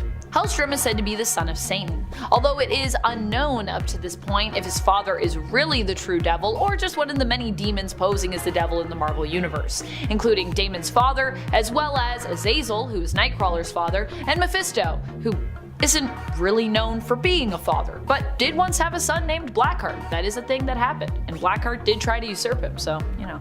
Hellstrom, as such, has two different personas within him, one that is inherently more good and heroic, and another that is straight up or on the verge of being evil, more influenced by his father's heritage. Sometimes these two personas are kind of given different names as well, Hellstrom or Hellstorm, depending on which persona he is leaning more towards at the time. Sometimes Hellstrom is actually only spelled with one L, and other times he's used these names to sort of like protect his identity, although they are both super similar, so I don't really fully understand how that's supposed to fool anyone. Hellstrom has often struggled with unleashing the full force of his power, and sometimes, in fact I would say often, regrets its ties to hell and the darkness that lies within him. Number 5. Shazam. Shazam, or Captain Marvel as some still refer to him today, is one of the most powerful heroes DC has, and in fact some would argue that when it comes to his fights and contests with Superman, it is he, not Superman, who is often the one who would need to hold back. This is because Shazam's powers come from the gods, and some actually say this is because his powers are kind of magical. The limitless wisdom of Solomon, the strength of Hercules, stamina of Atlas, power and omnipotence of Zeus, courage of Achilles, and speed of Mercury. There is really no limit, or there shouldn't be, to what he can do, and it is because of this sheer power and strength that Shazam often needs to hold back when fighting against his enemies as well. You could also add in the fact that it is Billy Batson's kind heart that often encourages him to hold back against his enemies, preferring to not be so brutal with his enemies or his opponents. I mean, especially if they are his friends or people he looks up to, because, you know, even heroes sometimes fight each other, like in a fight against Supes. At one point, Superman even played host to Captain Marvel and actually marveled at his sheer power. So, you know you're probably going to need to hold back when you're like wowing Superman with your power levels. Number 4. Blue Marvel. If you are powerful enough to knock out Hulk and live to tell the tale, even if he possibly is maybe a less stronger version of the Hulk from the Ultimate Universe, then you probably need to rein in your powers almost all the time. Blue Marvel's powers come from him being a scientist and being forever changed by an experiment gone wrong. Adam Brashear was the project lead on an experimental attempt to manipulate and utilize antimatter. When the negative reactor exploded, it transformed Adam into, in essence, what he was trying to create. He became an antimatter reactor, harnessing antimatter, which basically powered his amazing newfound abilities. Number 3, Superman. I mean, Superman is one of the strongest superheroes DC has to offer. He packs a mean punch, and I mean a mean punch. He often holds back, and not just in regards to strength and holding back actual force, but also in terms of his morality. Superman has a very strong moral code. He won't even hit someone in the back if their back is turned to him. That's how passionate he is about fighting fair. He doesn't hit his opponents when they're down, and he doesn't kill, even though he could very easily permanently defeat his opponents by just straight up ending them. This just isn't Superman's style, and honestly, it's what most people love and respect about Superman. To use his power to annihilate his opponents would actually kind of be sinking to their level.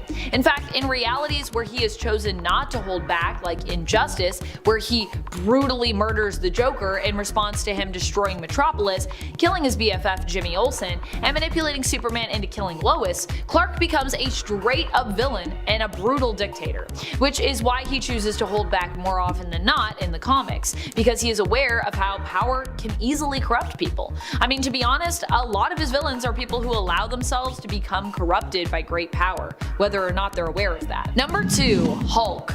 To say that the Hulk is the strongest there is really not an overstatement. Not only the strongest, but also just one of the most indestructible heroes out there. After all, Hulk is also now immortal, and kinda has been the whole time.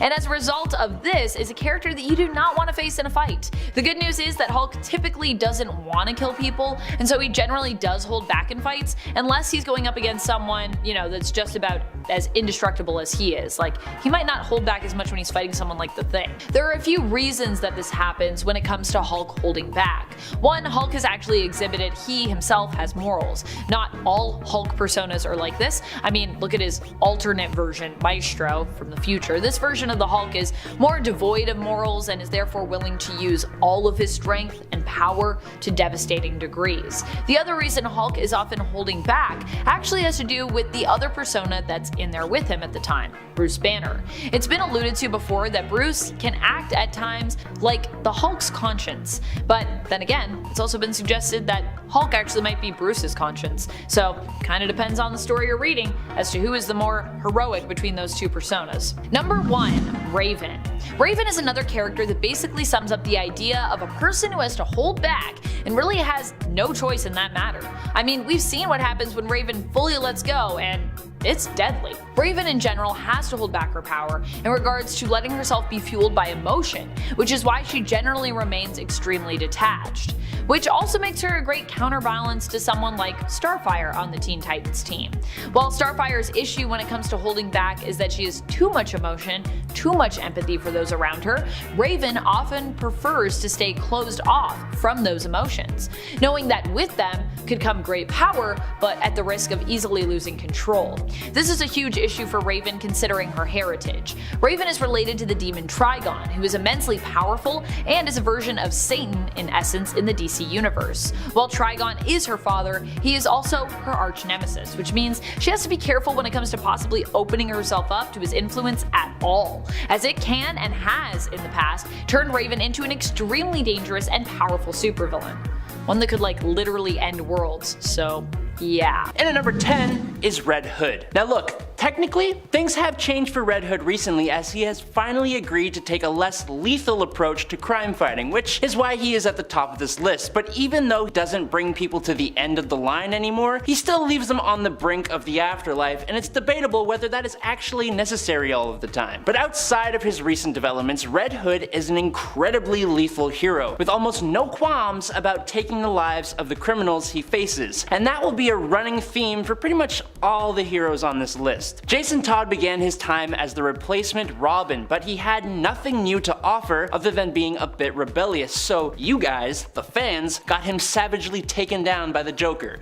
Good job. It's actually kind of funny though, because when DC brought him back as the Red Hood, everyone absolutely loved him. Now, he's the black sheep of the Bat family, wielding his dual blam blams and constantly going out of his way to subvert the patriarch of that costume family by going far above and beyond the necessary limits. And at number 9 is Rocket. Icon is quite possibly one of the strongest Superman-like characters in DC Comics, and he is, in my opinion, kinda way cooler. But Icon would have never become Icon if it wasn't for Raquel Irvin, a teenage girl who inspired Augustus Freeman IV to use his alien powers to become a hero. And while she had no natural powers of her own, she used an alien-created inertia belt to let her manipulate kinetic energy and to stand by his side as his sidekick, dubbing herself Rocket. As the human sidekick to an incredibly powerful alien superhero, Rocket needs to bring all the power she's got just to keep up. But on the side of being a superhero, Raquel is also an amateur writer, a high school student, and a single teen mom, all while living in the poorest crime-ridden neighborhood in Dakota, Paris Island. She does all that and has the power to punch dudes through brick walls. There was even a time that she absorbed the kinetic energy of falling out of a plane and used it to completely destroy a whole building in one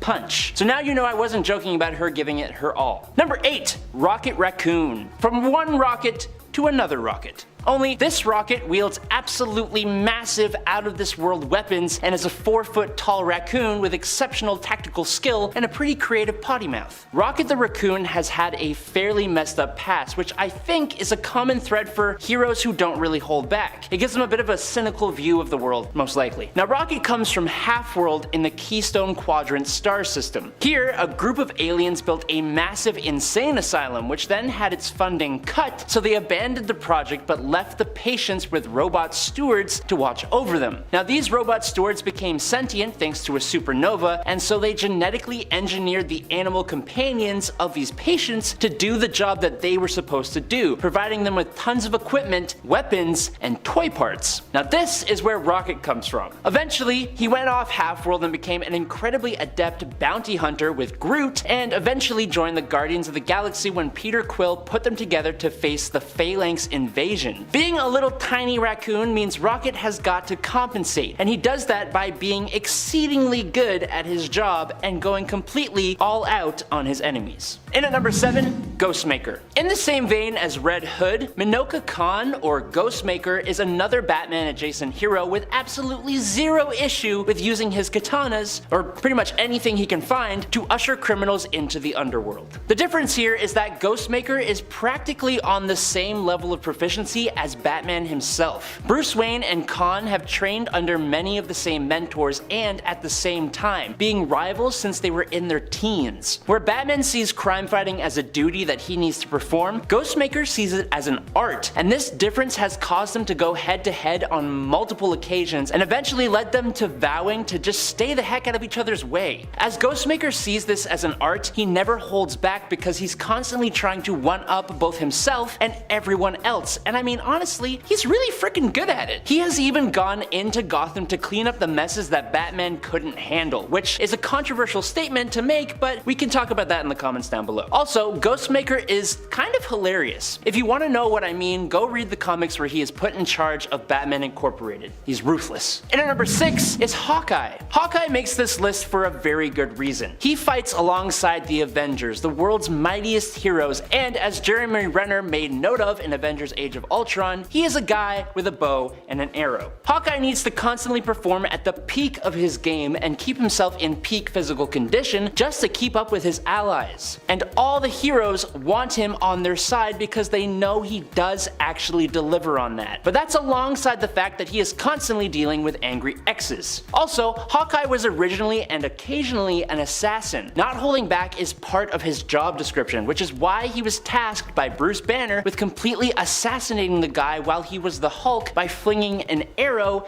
into his eyeball. Sure, he felt incredibly guilty for this, but Hawkeye, an incredibly capable human, was the one who actually took the life of the Hulk. You can't do that and be holding back. And at number 5 is Moon Knight. Before Mark Spector ever became Moon Knight, he was already not entirely a great person. He was shady for sure, as he was part of the CIA, but also put himself in illegal fights and weapon smuggling schemes, and he was even put on trial for taking out the president of a South American country. He worked as a mercenary, and it was one of the few heroic acts that he did, protecting an archaeologist's daughter, that got him mortally wounded and then revived by the ancient Egyptian god Khonshu in exchange for his servitude. Now, as the Fist of Khonshu, Mark would beat down criminals in the middle of the night while also living 3 other lives with separate personalities. Even though Mark is an Avenger, he consistently takes on his hero work by himself and constantly goes all out on the criminals he finds. Now, due to his split personalities, it's a little difficult for anyone, even himself, to say what he's actually capable of. Where one personality would never do something, another would do absolutely anything. And then there's also the influence of Khonshu that has made Mark abandon people to go and fight whatever battle Khonshu needs him for. Like when Moon Knight needed to fight the Hell Lord Mephisto when he wanted to take over the world. This street level hero took on a Hell Lord. You see what I'm saying here? But more than that, Moon Knight has been able to actually beat all the Avengers and has even been infused with the Phoenix Force. There's a reason that he's one of my favorite superheroes. Number 4, Midnighter. For Midnighter, the thing that makes me say he doesn't hold back is his use of his survival implants. These implants let Midnighter completely and flawlessly regenerate from any injury and give him a super enhanced immune system, which has allowed the guy to fight with a broken neck and other broken bones, actual holes in his chest, and while being set completely on fire. Not to mention he's fought after contracting pretty damaging viruses, including AIDS. He can also do this because one of his other implants allows him to turn his pain receptors completely off, allowing him to fight when the pain of his injuries would stop a normal person. It's also meant that he's been able to be completely awake and alert while he was undergoing major surgery, and that's pretty intense. The last of his implants grants him environmental adaptation, which allows him to survive self-sufficiently and without sustenance for indefinite periods of time in places like the vacuum of space. Now take all that and grant it to a guy who has absolutely no issue turning criminals into a bloody pulp, and you've got a recipe for someone who never holds back. And at number 3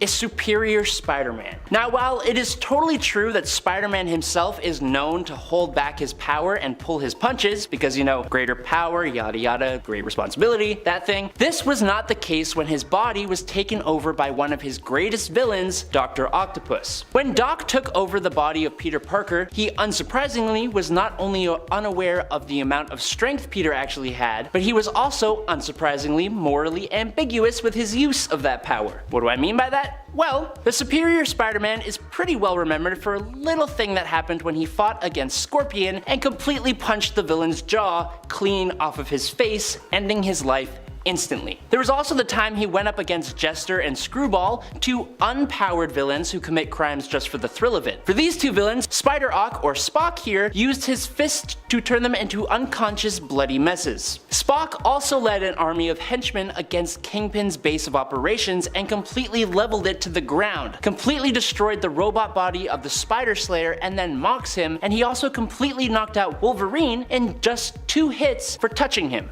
Hilarious. And at number 2 is Wolverine. If Andrew was here right now, he could probably go on a rant about how Wolverine notoriously, consistently chooses the path of most resistance simply to show how tough he is. And yeah, the guy has an adamantium skeleton, one of the strongest healing factors in comic books, and his powers can't exactly get out of control, so he has almost no reason to hold back at all. He is well known for being one of the wildest, most ferocious fighters in the Marvel landscape. No one wants to face this guy, as almost completely guaranteed to end in their loss if not their certain demise. In the Age of Ultron story, for example, his very first solution to solve the problem of Ultron was to just go back in time and end Hank Pym's life before he could create the insane robot, which actually would result in a much worse timeline. Or there's Old Man Logan, when the villains coordinated an attack against the heroes and Wolverine thought he completely decimated a large group of villains when he actually took out every single one of the X-Men. The villains took advantage of the fact that Wolverine doesn't hold back to make him destroy his own teammates. It's a well-known fact that James Howlett very